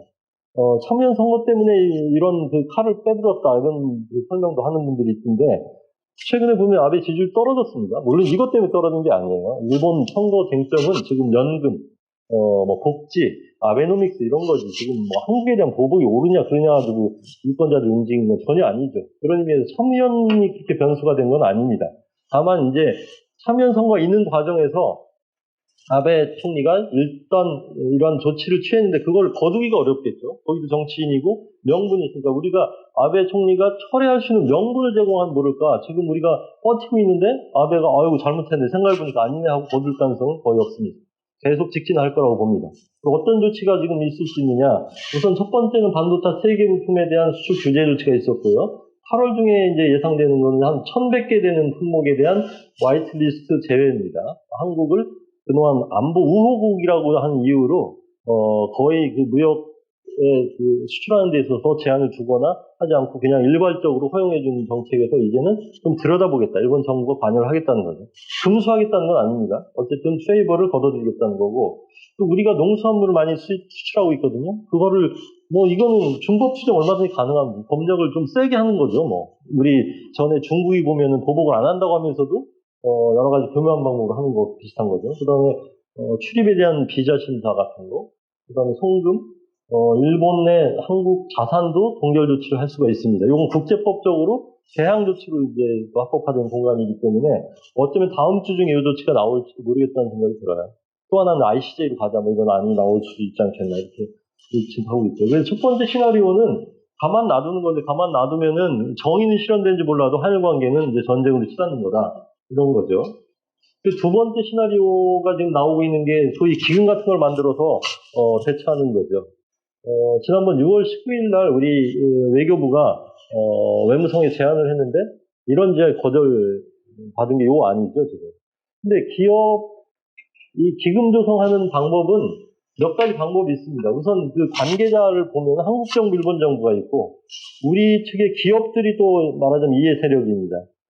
청구권 자금을 수혜한 기업들이 있죠. 우리 그 당시 박정희 정부가 청구권 자금을 받아서 이걸 피해자한테 나눠준 건 나중에 한 10분의 1 정도 나눠준 거고, 나머지에 대부분 그 뭉칫돈은 포스콜 건설한 데 썼죠. 그리고 경부고속도로를 만들고, 또 소양강댐을 짓고, 또 서울의 상학도를 건설하고 이런 데 썼던 겁니다. 어떻게 보면은 소셜 인프라를 구축하는데 요긴하게 쓴 거죠. 그러니까 그런 과정에서 수혜를 받은 기업들이 현재 공기업이라는 형태로 존재하지 않습니까? 그러니까 포스코 같은 기업들이 일정 부분 좀 이 기금에 참여해야 되지 않겠냐 하는 여론이 있고, 포스코도 그래서 한 100억 불 정도, 100억 원이죠. 100억 원 정도는 내놓겠다. 그래서 지금 강제 동원 피해자 재단이라고 하는데, 그 재단에 100억 불 중에 한 40억 불은 냈고, 100억 불이 아니라 100억 원 중에 40억 원 냈고 60억 원은 더 낼 용의가 있다, 이런 단계에 있는 거죠. 그러니까 제가 여기서 2 플러스 2냐 뭐 1 플러스 1이냐 이런 얘기는, 정부, 청구권 수혜기업, 일본 측은 이제 징용 말하자면을 일본 측의 기업이 해당 기업이죠. 그러니까 정부 두 개와 기업 두 군이 하나의 해당자라고 보는데, 어떤 방식으로 기금을 조성하는지의 방식은 여러 콤비네이션이 있을 수 있겠죠. 근데 일본 정부는 끼지 않겠다고 하는 거예요. 협상에는 응할 수 있으나 기금을 조성하는, 말하자면 일본 정부 예산으로 여기에 넣을 이유는 없다, 이렇게 보는 거고, 우리도 그것까지는 양해하는 것 같아요. 왜냐하면 정부 간의 그 협정은 65년에 끝났기 때문에, 이거는 민 대 민의 관계 아닙니까? 징용 피해자와 일본 기업의 문제니까, 요거는 일본 정부가 빠진 거에 대해서는 오케이. 그런데 이제 우리 정부의 생각으로는 일본 기업은 좀 들어와 줘야 되겠다. 그래야 일본 기업이 조성에 참여, 자발적인 그 조성이든 아니면 법적인 의무 이행이든 간에 이걸 해줘야 이 문제가 해결된다고 보는 거죠. 그래서 지난번에 외교부가 제안한 게 6.19 제안인데, 일본 기업과 한국 기업이 중심이 돼서 요 기금을 조성해서 말하자면 의료금을 의료가 아니라 정확하게 위자료라는 표현이 있었죠. 위자료를 지급하고, 그러면은 그걸 바탕으로 해서 한일 간의 정부 간 협상을 재개하자, 이렇게 제안을 했습니다. 근데 일본 정부는 이미 협상을 요구할 때는 하지 않더니 왜 뒤늦게 와서 하자고 하는 거냐. 그 내용을 보니까 일본 기업 보고 또 내라고 하는 거네. 그럼 또 거절, 이렇게 된 겁니다. 그래서 결국은 지금은 2 플러스 1로 진전된 제안을 할 수 있느냐 없느냐의 문제인데, 오늘 대통령께서 말씀하신 그 워딩만 보면 2 플러스 1 비슷한 이야기를 하신 것 같아요. 지난번 제안한 거에 1 플러스 1에 대해서만 생각하는 게 아니다 하고 발표를 해서, 기자들도 그렇게 쓰려고 했더니 당 홍보수석이 나와서 피해자들이 2 플러스 1은 납득하지 못하는 것 같아서 그건 어렵지 않겠나. 그래서 지금 약간 혼란스러운 상황입니다. 근데 이론적으로 생각하면 2 플러스 1로 가야 될 것 같아요. 한국 정부가 빠진 상태에서 과연 이 문제가 해결되겠냐? 저는 어렵다고 봅니다. 그리고 특별법을 해결하는 방법도 있는데, 2007년에 또 한 번 했는데 이걸 또 해야 되냐? 이런 문제가 있죠. 근데 제가 왜 한국 정부가 그나마 들어와야 이게 수습이 될 수 있냐고 보냐면은, 우선 그 피해자 수가 확정돼야 되는 문제가 있습니다. 지금 아까 900여 명의 문제인지 7만 2천 명의 문제인지 21만 명의 문제인지 아직 모른다고 그랬잖아요. 아니면 2천만 명의 문제인지. 좀 확대해서 가면은 대법원 판결에 따르면은 이 한국에 대한 일본의 지배가 불법이었기 때문에, 반인도적인 지배였기 때문에 그 속에서 벌어진 일에 대해서는 위자료를 지급해야 된다, 이렇게 판결하고 있기 때문에 그걸 확대해서 가면 이 당시 조선 사람 2천만 명이 다 피해자이고, 이 사람들이 다 말하자면 배상을 요구할 권리가 있는 거죠. 확대해서 가면 8천만 명 정도 되겠네, 피해자. 북한도 포함해야 해외도 공부도 있잖아요. 당시 인구로 하면 그게 아마 사람들이 피해자를 받는 거죠. 그래서 가장 큰 난점은 피해자 수를 확정하는 문제예요. 이게 확정이 안 돼 있어요. 또 하나의 난점은 소송이 어디까지 이어지겠냐의 문제에서, 지금 요 14건 끝나면은 900명의 문제인데 또 소송이 들어오면 어떡하겠어요. 그렇기 때문에 소송을 어느 정도 제약하려면 시효라는 게 있지 않습니까, 법적으로? 시효를 정해줘야 된다고 봅니다. 근데 이게 이제 시효가 없는 문제다, 또 이렇게 생각하는 분들이 많아요. 불법이기 때문에. 그러니까 언제든지 소송을 할 수 있다고 감안하면은 이게 몇 명한테 얼마를 줘야 해결되는 문제인지를 모르는데, 기업하고 기업이 알아서 자발적인 출연해가지고 한번 해봐라 라고 하는 거는, 이게 누가 보더라도 책임을 줄 수 있는 문제가 아니잖아요. 그러니까 기업과 기업이 자발적인 출연해서 모자라면은 정부가 예산 투입을 하겠다든지 특별법을 한다든지 뭐 형평을 잡다든지, 이게 따라줘야만 진정성 있는 기금안이 되지 않겠냐, 저는 이렇게 보고 있고, 이건 거의 제가 보기엔 종합예술 수준인 것 같아요. 왜? 우선 법원이 시효를 정해주지 않으면 소송 건수가 확정이 안 되고, 또 피해자 그룹이 동의해야 된다고 하는 또 원칙이 있지 않습니까? 우리 정부의 원칙이 이게 자승자박이 되고 있는데, 피해자 중심주의 이렇게 생각했기 때문에 전원이 오케이 하지만 안 되잖아요. 근데 피해자 전원이 과연 오케이 할 수 있는지 모르겠어요. 예컨대 일본 기업이 안 주는 거 난 안 받으라고 하는 분이 계시면 어떻게 설득을 할 것인지, 일본 기업은 죽어도 안 내겠다고 할 것이고, 아베 정부는 그건 못하겠다. 이렇게 나오는 거거든요. 피해자의 동의가 우선 얻어질지, 그리고 그 피해자의 수가 어떤 방식으로 확정될 수 있는지, 소송이 어디까지 제한될 수 있는 건지가 전혀 지금 모르는 상황이고요. 그 다음에 정작 돈 낼 사람한테 물어보면은, 포스코는 그러면 무한대로 낼 수 있을까요? 거기도 주주총회가 있고 다 있는 거 아닙니까? 어디까지를 내야 되는지에 대해서 오너가 마음대로 하는 게 아니잖아요. 공기업이라 하더라도. 그리고 일본 기업도 마찬가지예요. 이 미쓰비시 여기에 주주들이 과연 미쓰비시가 예컨대 한 여기다 500억을 낸다고 할 때 무슨 돈으로 내냐? 배임죄 될 수 있잖아요. 포스코도 민간 기업의 공기업 아닙니다, 사실은. 그렇습니까? 네, 포스코도 어쨌든 민간이든 공기업이든 그 기업을 어떻게 강제하겠어요? 민주주의 국가에서. 그러니까 쉽지 않은 문제고, 위안부 문제에 대한 그 TF 보고서를 내면서 우리 정부가 자승자박적인 것을 몇 가지 했는데, 피해자 중심, 이게 참 앞으로도 영영 어려운 문제를 거기다가 제기한 거예요. 그 다음에 특사 보내서 하면 된다고 하는 것도 그때 비밀 외교에서 안 된다고 했잖아요. 근데 특사 보내는 건 비밀 외교, 공개 외교 하라는 건데 그게 쉬운 얘기 아니죠. 그 다음에 또 하나 우리가 지금 넥가 돼 있는 게 사법거래 프레임입니다. 그 당시 우리 정부가 왜 사법부하고 뭐 대화를 했겠어요. 이 대상 판결이 확정되는 날이면은 이런 사태가 올 거를 아마 우려해서 아마 협의를 했다고 저는 생각해요. 근데 사법부와 행정부가 그런 협의를 하는 것이 제도화가 안 돼 있나 봐요. 그러니까 만나서 대화하는 게 그게 거래라고 하는 프레임으로 보이는 측면이 있고, 또 위법이라고 하는 어쨌든 지금 판정이 나온 거 아닙니까? 그러니까 지금도 우리 행정부는 이 문제를 해결하려면, 기금 방출을 해결하려면 법원이 시효를 좀 내줘야 되는데, 법원은 그 시효를 아직 얘기하지 않고 있고, 그렇다고 우리 행정부 한 3년을 해주세요 말할 수도 없고, 말하면 사법거래 또 되잖아요. 그러니까 그것도 자승자박적인 거예요. 그래서 저는 이 기금 방출을 하면은 뭐 할 수는 있지만, 이론적으로 가능하지만 과연 가능하겠냐. 피해자가 전부 동의하고, 또 출연하겠다고 하는 기업들이 다 흔쾌히 내고, 또 일본 기업도 성의 차원에서, 도의적인 차원에서 좀 내고, 그림이 패키지가 이렇게 만들어지고 그걸 피해자들한테 전부 다 나눠주는 게 가능하겠냐를 걱정하는 거고요. 그 다음에 설필사 나눠준다 하더라도 예컨대 1억 원, 그리고 지원금이 1억 보태져서 2억입니다, 1인당. 2억을 이제 만약에 지급한다. 이거 아까 900명에게 지급하면 어떤 일이 벌어지겠냐. 저는 2007년에 그 2천만 원 받으신 유족분들이 그거를 수용할 수 있을지 모르겠어요. 왜 저 할아버지는 2억을 받는데, 생환자잖아요, 그분이. 그냥 오신 분인데, 우리 할아버지 가서 돌아가셨는데 2천만 원이지? 그분들이 나도 2억 요구하면 그거 어떻게 감당해야 됩니까? 그러니까 우리 정부가 있어도 사실은 그런 요구들에 대해서 대응하기 어려운데, 기업과 기업이 한번 해봐라. 이거는 안 되는 거라고 저는 보고 있어요. 이건 뭐 누구의 편이냐 문제가 아니라, 이론적으로 생각하면은 위안부 합의의 실패 경험을 가지고 있는 우리로서는 이게 과연 기금 방식 이게 꿰매질겠느냐 하는 문제가 있습니다. 그래서 이 안이 나름대로 그 처리가 되려고 하면, 불완전 연수가 아니라 완전 연수가 되려고 하면은 첫 번째로는 피해자 그룹의 동의가 있어야 되고, 출연하겠다는 기업들의 자발적인 참여가 충분히 있어야 되고, 일본 기업들이 어느 정도 도의적인 차원에서라도 들어와 줘야 되고, 시효가 어느 정도 맞춰줘야 되고, 그 다음에 형평성의 문제는 정부가 책임지고 이거를 책임지겠다고 해야 돼. 이 요소가 갖춰졌을 때 기금안이 나름 완전 연수로 갈 수 있다, 이렇게 봅니다. 이 어려운 일을 과연 우리 이 정부가 또는 우리가 해낼 수 있는지 잘 모르겠어요. 그래서 이거에 대해서는 저는 조금 걱정하고 있는데, 그나마 우리 정부가 6.19 제안을 냈으니까 뭐 그거를 철회하라고 할 수도 없기 때문에, 저는 그래서 개인적으로는 이 안을 조금 더 다듬어 진전된 안으로 만들어서 그래도 외교 협상을 해서 문제를 해결하는 게 좋지 않겠냐, 이렇게 제안을 하고 있습니다. 3시나리오가 이게 조금 낯설고 한번 생각해 볼 수 있는 주제인데요. 지금 일본이 하자고 하는 건 중재위원회입니다. 이게 다음 주 18일이면 기한이 끝나죠.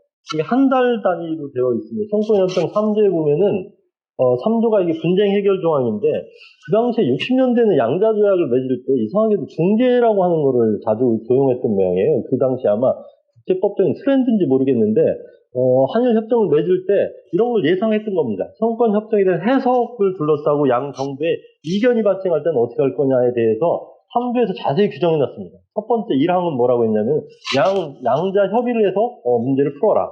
그게 안 되면 2항은 중재위원회를 구성하라 그랬어요. 중재위원회 구성을 첫 번째로는 한일 양국에 지명하는 판사 2명, 그리고 판사가 합의한 또 1명, 3명의 판사가 중재위원회를 구성해서 문제를 해결하겠다, 2항이 되어 있습니다. 일본은 이 2항을 주장을 했어요. 그런데 한 달간이에요. 한 달간 유효한 기간을 줬더니 우리 정부가 가만 대답을 안 했거든요. 그랬더니 3조로 가면 어떻게 되느냐. 당사국을 포함한 그 3인위원회가 구성이 안 되면 제3국을 구성해봐라 이렇게 내놓았어요. 한국이 네덜란드, 일본이 미국을 지정하면 둘의 판사가 합의해서 또 하나 호주 판사를 데려다가 3명의 중재인을 만들어서 해보라는 겁니다. 지금 3조 3항까지 와 있는데 그게 시한이 다음 주 18일로 돼 있습니다. 근데 이걸로 하면 좋은데 과연 이게 가능할까는 저는 좀 의구심을 가지고 있는데 과연 우선 3명의 중재위원회를 만들어낼 수 있을지 모르겠어요. 그리고 시일이 이렇게 촉박한데 우리가 오늘 보니까 우리 청와대에서 이건 안 하겠다 이런 식으로 나온 것 같아요. 그래서 뭐 이 안은 뭐 생각할 필요도 없지만 어쨌든 요거는 만약 된다 하더라도 어떤 문제가 있냐. 3명이 판단한 걸 우리 국민이 승복할 수 있을지 문제가 좀 있고요. 물론 뭐 사전에 합의를 해서 승복하는 거를 약속하고 시작은 해야 되겠지만 3명이 하는 그 재판 결과에 대해서 조금 우리가 어떻게 생각할지 또 일본이 과연 승복할지 좀 걱정이 되는 부분이 있는데요. 요거는 조금 이제 낯선 얘기면 제가 요 얘기를 좀 자세히 드리고 싶은 건데 이거는 나름 저는 그 해법이 될 수 있다 이렇게 생각합니다. 국제사법재판소에 한일 양국 정부가 요 문제를 공동 제소하는 방안을 검토해 볼 수가 있습니다. 만약에 합의해서 이 징용 피해자 문제를 이 3자적 절차, 사법재판소로 가져가자라고 합의를 하면 가능합니다. 이론적으로 얼마든지 가능하고 일본 정부는 아마 아직은 아닌데 ICC에 가자고 제안이 나올 거예요. 다음 주쯤에 중재위원회가 아마 좌절되면은 다음으로 일본이 하자고 하는 게 ICC에 가서 싸우자 이렇게 나올 거예요. 그때 우리가 받으면 된다는 게 제 얘기예요. 그걸 두려워할 필요가 없다. 이거는 한번 생각해 볼 수 있는 주제입니다. 저도 논쟁적인 이슈라서 지금 우리 외교부 당국자하고도 뭐 좀 논쟁을 하고 있고 특히 우리 또 외교부 오비 대사님들이 푸쩍 뛰면서 이걸 걱정하더라고요. 이렇게 가서 되겠냐. 근데 저는 가도 된다 이렇게 봅니다. 우선 그 장점을 내가 설명했는데 이게 최종 결론이 나오려면요. 이게 굉장한 법리 심사 과정이 있기 때문에 한 4년 이상 걸린다고 그래요. 만약에 그 공동 합의를 해서 제소를 하기로 하면은 많은 사람들은 한일 간의 역사 전쟁이 시작된다고 생각하는데 저는 거꾸로 생각합니다. 오히려 역사 전쟁이 휴전되고 경제 보복 조치도 이제는 철회할 수밖에 없잖아요. 이것 때문에 사실은 경제 제재 조치를 하겠다고 하는 건데 이걸 국제법정에 가서 다투자고 하는 한국이 만약 동의하는데 일본이 계속 그 압박을 가한다? 이건 이상한 일 아니에요? 그래서 적어도 휴전은 되고 두 가지가 멈춰질 거다. 첫 번째는 지금 강제 집행 과정 이게 문제잖아요. 일본이 볼 때는 현금화되고 배상이 지불되는 게 문제인데 이거는 홀딩 시킬 수가 있습니다. 양국 합의안에. 그리고 지금 일본이 발동하고 있는 소위 보복적 조치도 일단 홀딩 효과가 있을 거라고 봐요. 물론 명분이 있어야 되죠. 지금 일본 정부는 굉장히 교묘한 조치를 취하고 있는데 3개 품목에 대해서 수출 규제입니다. 그리고 화이트리스트 제외에 따른 우대국 조치의 철회. 이거는 그러니까 정치적인 이유로 이런 그 조치를 취하는 것은 반칙입니다. WTO의 규범 위반이 되기 때문에 일본은 교묘하게 안보 이유를 들고 있잖아요. 지금 말하자면 한국 정부가 안전보장과 관련된 전략물자의 그 수출입 관리 부분에서 뭔가 부적절한 일을 했기 때문에 일본이 불가피하게 이런 조치를 취한다고 설명하고 있습니다. 또 하나 이유는 신뢰를 훼손했기 때문이라는 이유를 대고 있죠. 그러니까 사실은 안보 조치 부적절한 안보적인 조치가 있었는지를 입증해야 될 이 문제가 끝나는 거죠. 이론적으로. 그러나 일본 그 정부의 속내는 사실은 이 징용에 대한 보복이잖아요. 그렇기 때문에 우리가 만약 ICC를 가져가면 더 이상의 보복적인 조치를 하는 것도 되게 머쓱해지는 거 아니겠어요? 그래서 저는 두 개를 일단은 홀딩시킬 수 있는 효과가 있다는 것이고 그 다음에 요것도 제가 주장하는 것 중 하나인데 이게 지금 양국의 판결이요. 지금 똑같은 이 사건을 가지고 일본의 최고법원도 판결을 내렸고요. 우리 대법원도 판결을 내린 겁니다. 우리 대법원의 이번 판결 내린 케이스는 원래 일본에서 소송이 있었던 거예요. 우리 피해자들과 일본에 일본의 진보적인 운동권이 있거든요. 그 사람들이 협동을 작성을 해서 일본 법원에 제소를 하고 소송을 건 겁니다. 그런데 계속 패소를 했죠. 일본 최고법원의 결론은 이겁니다. 일본 외무성도 마찬가지 입장인데, 이 피해자들의, 말하자면은, 보상을 청구할 수 있는 권리는 청구권 협정에, 65년 청구권 협정에 의해서, 일단, 끝이 났다 이런 겁니다. 그런데 강론으로 들어가 보면 재밌는 판결을 하고 있습니다. 일본 대법원이 뭐라고 했냐면은 청구할 권리는 소멸된 것이 아니다라고 하고 있어요. 이 부분이 굉장히 미스터리하고 재밌는 부분인데 일본 최고법원조차도 그러니까 국가 간의 합의에 의해서 개인이 가지고 있는 권리를 소멸시킬 수는 없다고 보고 있는 겁니다. 소멸된 건 뭐냐면 외교적인 보호권이다 이 표현을 쓰고 있거든요. 그러니까 이 개인이 권리를 요구할 때 한국 정부가 나서 그걸 보호하는 건 못하게 되는 거다. 왜? 협정에서 끝났다고 했기 때문에. 청구권 협정 2조는 뭐라고 되어 있냐면은 이러이러한 배상 모든 문제는 완전하고 최종적으로 끝났다 이렇게 규정하고 있거든요. 그러니까 끝난 거는 뭐냐? 끝난 거의 내용은 외교적 보호권이다라고 보고 원 청구권은 있다 이렇게 봤습니다. 그럼에도 불구하고 일본 법원이 좀 이상한 판결을 한 게 권리는 있으나 그거를 소송을 걸 권능은 존재하지 않는다. 이렇게. 이건 도대체 뭔 얘기인지 알 수가 없잖아요. 그러니까 아무튼 일본에 문제가 있는 겁니다. 그러나 결과적으로는 패소 아니면 기권이 된 거예요. 같은 사안이 일본 최고법원에서는 패소가 된 거고 그 사안이 그대로 최봉태 변호사 등등 이 변호사들이 새로 무슨 소송 문서를 작성한 게 아닙니다. 그대로 일본에 싸우던 서류 가져와서 한국 법원에 제출해 본 거예요. 우리 법원은 뭐라고 판단하나 보자. 그랬더니 대법원은 똑같은 그 사안에 대해서 일본 기업은 지불할 의무가 있다 이렇게 한 거 아닙니까? 그러니까 제가 한 얘기가 그거예요. 전 세계에 대법원은 200개 존재하죠. 모든 나라에 대법원이 있잖아요. 그리고 모든 행정부는 대법원의 판결에 대해서 존중하지 않을 수 없겠죠. 법치국가인 이상은. 근데 일본 정부가 과연 한국의 대법원에 따르겠습니까? 최고법원에 따르겠습니까? 그러니까 이거는 양쪽 법원의 판결이 상이하니까 제3의 3자적인 판결을 받아보는 게 논리적으로는 맞는 거죠. 이렇게 하는 것도 나쁘지 않다는 거고요.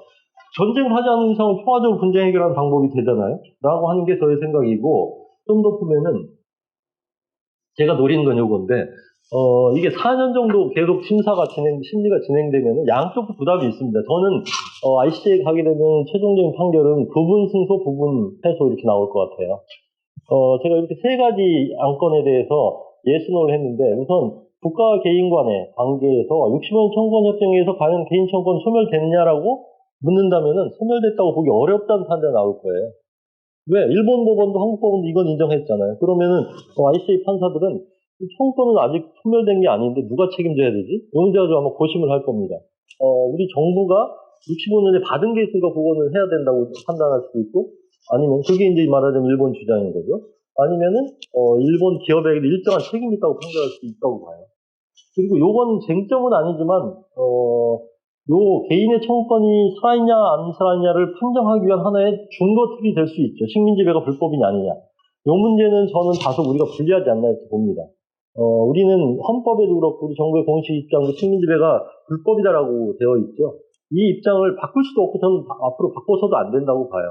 그러나 이건 어딘가 선언적인 의미지 불법이니까 배상을 끝까지 청구해야 된다 하고 하는 얘기는 조금 분리해서 바라볼 필요가 있다 이렇게 봅니다. 예컨대 우리 헌법에서 북한 문제를 어떻게 규정하고 있습니까? 북한은 불법 집단이잖아요. 그래서 우리 정부가 북한에 대해서 전쟁을 해야 된다고 명령하고 있는 건 아니죠, 우리 헌법이. 마찬가지로 이 문제에 대해서는 명분적이고 선언적인 의미에서 당연히 신생 독립국가가 식민지 과거를 그걸 합법이라고 인정하는 거는 있을 수가 없는 거죠. 그래서 불법이라고 할 수밖에 없는 거고요. 일본은 거꾸로 배상 책임을 면제받아야 되기 때문에 그거를 잘못한 일이지만 불법이라고 인정하지 않는 겁니다. 그러니까 65년 조약에서도 합법 불법 논쟁은 영원히 이게 합의를 보지 못한 거고 지금도 양쪽의 입장이 달라요. 그런데 과연 ICJ 판사들이 보면 어느 쪽이 맞을까를 어떻게 판단할까 보면 이건 다소는 불리하다고 봐요. 아직 21세기가 도달한 규범으로 보면은 식민지를 불법이기 때문에 배상하라고 하는 아직 그 원칙은 확립되지 못하죠. 도덕적으로 잘못됐고 또 반인권적인 행위가 있을 때는 배상을 해야 되지만 식민 통치 그 자체가 불법이니까 이걸 전부 다 배상하라라고 하는 국제 규범은 아직은 없습니다. 그래서 이건 다소 불리하겠지만 그렇다 하더라도 지금 ICJ 판사들이 우리가 이걸 묻는 게 아니죠. 이건 이미 한일이 갈라져 있다는 걸 이미 전제한 속에서 판결을 하게 된 거라고 저는 봅니다. 그 다음에 이제 1억 원 배상금 적절한가 문제는 아마 ICJ 판사들이 고민할 사안일 것 같아요. 이게 정하기가 어렵잖아요. 우리가 왜 2007년에 입법 조치를 해가지고 아까 2천만 원 사망자를 드렸는데 그때 고려한 기준이 있습니다. 이건 뭐 우리가 자의적으로 할 수가 없습니다. 몇 가지 해외 사례 비슷한 사례를 검토했거든요. 첫 번째 사례가 독일과 폴란드 사례입니다. 독일이 한 900만 명의 폴란드 체코의 노동자들을 말하자면 우리 징용 데려다 쓰듯이 강제적으로 데려다 노동을 시켰거든요. 그리고 아무것도 하지 않고 그냥 2차 세계대전이 끝난 겁니다. 그런데 말하자면 응어리가 계속 존재하고 있었는데 이게 표면화된 게 90년대 이후예요. 그러니까 세상이 많이 바뀐 다음에 이게 이제 이슈가 된 거거든요. 그때 말하자면 피해자들이 독일 정부의 책임을 물었던 겁니다. 독일 정부는 어떻게 우리가 보면 일본은 망원대국이고 뭐 독일은 사죄대국이다 이렇게 생각하고 있지만 독일도 만만치 않습니다. 끝까지 이 문제에 대해서 대처를 안 했던 거예요. 근데 더 이상 이제 대처하지 않는 상황에 몰렸습니다. 왜? 이 피해자들이 미국의 법정에 가가지고 이걸 자꾸 소송을 걸고 말하자면 무슨 벤츠, BMW 불매운동까지 하고 막 난리가 터지니까 독일 정부도 이제 이 문제를 손댈 수밖에 없다라고 해서 차근차근 검토를 시작했습니다. 그래서 검토한 결론이 나온 게 2000년 슈레드 정부 때였습니다. 슈레드 정부 때 어떤 그 결론을 냈냐? 이 사람들에 대해서 보상적인 조치를 하자 이렇게 결론을 내리고 그 보상 조치를 하기 위한 기금을 만들었습니다. 그래서 기업, 책임, 미래 재단이라는 게 바로 그겁니다. 그 재단을 만들었는데 50%는 독일 정부가 내고 50%는 전범 기업들이 낸 거죠. 전범 기업 중에서도 한 20% 정도가 협력을 하고 나머지는 안 내더라고요. 그러니까 미국 시장에서 장사하는데 지장이 있다고 생각한 독일 기업들이 좀 낸 겁니다. 그래서 일정 기금을 만들었고 그럼 누구에 대해서 배상을 했느냐? 970만 명 중에 150만 명만 했어요. 굉장히 짜죠 어떻게 보면. 150만 명을 어떻게 가려면 생존자만 했습니다. 살아있는 분에게만 준다 이렇게 되었고 얼마를 줬냐? 15,000마르크를 줬어요. 15,000마르크는 그 당시 환율로 하니까 1,200만 원입니다. 1,200만 원을 150명에게 조치를 하면서 뭘로 했냐면요. 각설받았습니다. 이걸로 끝. 더 이상 문제 제기하기 없디. 다 개인마다 협약서를 받고 한 겁니다. 그러니까 독일이 전후 처리를 엄청 잘하고 사죄를 했다고 하지만 독일도 이렇게 짭니다. 엄청 짜게 한 거예요. 그게 독일 첫 번째 사례고 두 번째 사례는 그때 이제 우리가 조사할 때 그 정도 했고요.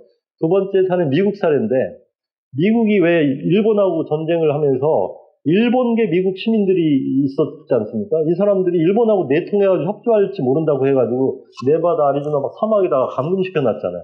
이 사람들이 계속 억울한 삶을 살고 있다. 난 미국 시민인데, 그리고 일본 출신 미국인들이 제2차 세계대전에 혁혁한 공을 많이 세웠습니다. 일본군하고 싸울 때. 그럼에도 불구하고 단지 인종적으로 일본 출신이라는 것 때문에 이 사람들이 사막에 수용돼서 갇혀 있었잖아요. 이 사람들이 이제 90년대 인권 차원에서 문제제기를 한 겁니다. 그때 이제 클린턴 정부가 나와서 이건 조치를 해야 된다. 이건 반인도적인 조치였고 그렇기 때문에 보상을 해야 된다고 해서 고려해서 한 명 한 명에게 다 말하자면 보상 조치를 했는데 그때 한 게 얼마냐면 2만 불입니다. 2천만 원이죠. 그럼 세 번째 사례는 대만도 일본의 식민지였기 때문에 일본군의 일부가 대만 출신들이 있었지 않습니까? 대만하고의 관계에서는 일본이 강화조약 뭐 복잡한 얘기를 하자면은 어쨌든 그 전후 처리가 제대로 안 된 상황에서 일단 그 종결이 됐어요. 그러니까 대만 사람들에게는 일부 보상을 해야 된다는 의무감을 느껴가지고 일본 정부가 말하자면 일본 군복을 입고 싸운 대만 병사들에 대해 전 대만 출신 병사들에 대해서 200만 원을 지금 2천만 원이죠. 그리고 또 네 번째 사례는 일본의 아시아 여성기금 위안부 할머니들에 대해서 뭐 한일만 있었던 게 아니죠. 네덜란드 포함해서 모든 위안부 할머니들에 대해서 보상적 조치를 해야 된다고 해서 기금을 고려한 게 한 200만 원에서 300만 원. 이게 제가 보기엔 글로벌 스탠다드입니다. 근데 우리는 1억 원을 통계를 했거든요.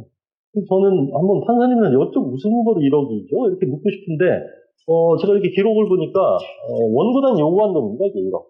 그대로 그냥 오케이 한 거예요. 그리고 이것도 부족하다고 할 수 있지만 피해 경도하면 1억 원 이렇게 판결을 내는 거거든요. 근데 아마 이게 제3자적인 판결에 맡겨진다면은 재검토될 수도 있다 이렇게 봅니다.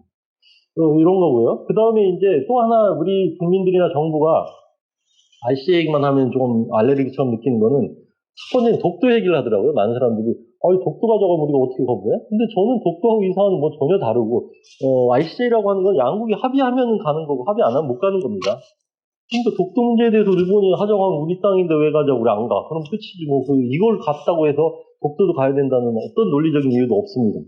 그러면서 그걸 걱정하는 분들이 계시고 또 하나는 그걸 걱정하시더라고요. 가서 우리가 지면은 그 책임은 누가 질래? 후폭풍은 누가 책임질래? 그런데 아무도 책임질 필요가 없습니다. 제 생각엔. 이건 저의 주관적인 생각이고 지금 저의 주장에 대해서 많은 사람들이 비판을 하기 때문에 뭐 여기서도 한번 좀 생각해보고 싶은 주제인데 이 재판의 성격을 뭘로 보냐의 문제인데 저는 한일 간의 역사 싸움이 아니라고 보고 있어요. 피해자의 구제 문제잖아요, 이게. 어떻게 보면 징용 피해자를 우리 대법원이 이렇게 구제하라고 했고 일본 최고법은 이렇게 구제할 필요가 없다고 한 거잖아요. 이 말하자면 법리상의 문제가 생긴 건데 이게 어떻게 보면 작은 이슈인데 점점 눈덩이처럼 커져가지고 마치 역사 전쟁이 된 거잖아요.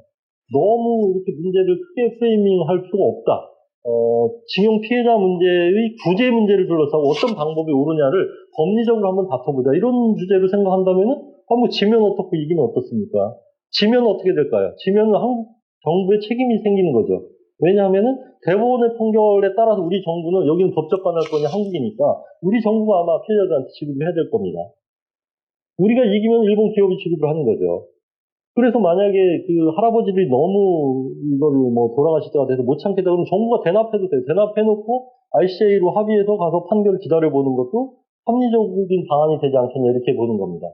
그리고 하나 이거는 제 얘기인데요. 이건 뭐 조사해보니까 ICA 가면 우리 또 국민들이 진다고 생각하는 요소 중에 하나는 거기 가면 구제국주의 판사들이 판치는 세상인데 라고 하는 인식이 있죠. 그렇지 않습니다. ICA의 구성을 어떻게 하게 돼 있냐면요. 제3세계에서 9명, 북유럽에서 2명, 11명입니다. 우리가 걱정하는 게 구미죠. 이 말은 구제국주의 경험을 가진 판사들 4명이고요. 요 중에 일본이 하나 들어있죠. 일본은, 그러니까 ICA 구성을 할 때 이미 세계의 세력 판도를 어느 정도 고려한 구성을 한 겁니다. 그래서 이렇게 돼 있고요. 만약에 우리가 제소하자고 하면 우리가 지명한 재판관 1명도 갑니다. 그리고 16명이 판결을 하게 돼 있고요. 이 안에는 당연히 중국 판사가 들어있어요. 그러니까 저는 해볼 만한 게임이지 않겠냐. 그리고 최근 국제법의 추세로 보면은 개인의 인권이나 개인의 권리를 존중하는 추세입니다. 그렇기 때문에 반드시 우리가 진다라는 보장도 없고 설사 뭐 지면 어떻습니까? 부분 패소하더라도 이 문제가 해결되는 거잖아요. 아까 기금 방식으로 해결하려면 얼마나 많은 고개를 해야 됩니까? 말하자면 종합예술이잖아요. 종합예술을 해도 어떻게 될지 모르는 걸 생각하면은 이런 쪽으로 가는 것도 뭐 낫배드다 저는 이렇게 보고 있고 정부에도 제의를 하는데 정부도 경청을 많이 하긴 하고 있는 것 같아요. 근데 과연 이렇게 갈 수 있는지 모르겠어요. 제가 마지막으로 노리는 건 이겁니다. 4년 지난 다음에 어떤 판결이 나오기보다는 그때는 포스트 문재인, 포스트 아베겠죠. 오히려 저는 이 가능성이 높다고 봅니다. 재판을 하다 보면요, 법리적으로 따져보면은 일본 잘한 건 별로 없어요. 일본의 전후처리 외교가 제대로 돼 있으면 이렇게 문제가 발생했으니까 일본도 여러 가지 데미지를 받을 것 같아요. 이 과정에서. 한국은 한국대로 뭐 65년에 다 끝냈다고 해놓고는 국내 사정을 들어서 또 하자고 하는 게 맞냐 안 맞냐 이게 또 쉽게 여론의 하나의 대상이 될 수 있겠죠. 그래서 저는 해볼 만한 이게 그런 의미에서 세계사적인 재판이 될 수도 있다 이렇게 봅니다. 그리고 식민지 문제라고 하는 거에 대해서 이 세계 여론에게 한번 확시켜보는 저는 역할도 되지 않겠냐 이렇게 봐요. 그래서 저는 너무 승부에 무슨 한일 축구전에서 지면은 감독을 꼭 갈아야 됩니까? 지면 더 열심히 해서 이길 수도 있는 거고 이렇게 좀 외교적인 지혜를 발휘하면 좋지 않겠냐고 보고 결국은 이렇게 되면 양국이 데미지가 커지면은 아유 화해합시다 이렇게 되는 거죠. 그래서 얼마든지 민사재판처럼 도중에 화해 가능합니다. 일본도 뭔가 불리하다고 보여지면은 화해하자고 할 수 있고 우리도 약간 우리가 유리하지만 화해할 수도 있어요. 그래서 화해 가능성이 있기 때문에 지금 이 경제 전쟁을 말하자면 휴전으로 이끌고 나중에 화해로 도달할 수 있는 돌아가는 길이지만 이 방법을 한번 생각해 보시지 않을까 이렇게 봅니다. 제가 참고로 말씀드리면 일본에 가서 강의를 할 때 법대 학생들한테 했더니 이거 일본이 지는데요. 가자고 한번 곤란합니다. 웃으면서 그러더라고요. 왜 넌 진다고 생각하니 그랬더니 민법을 전공한 학생인데 개인의 권리는 국가가 절대 소멸시킬 수가 없다는 거예요. 그게 국제법적인 원칙이고 법 원리다. 그래요. 그러니까 이 부분은 제가 좀 한번 싸워볼 만하다고 생각하는 쟁점이에요.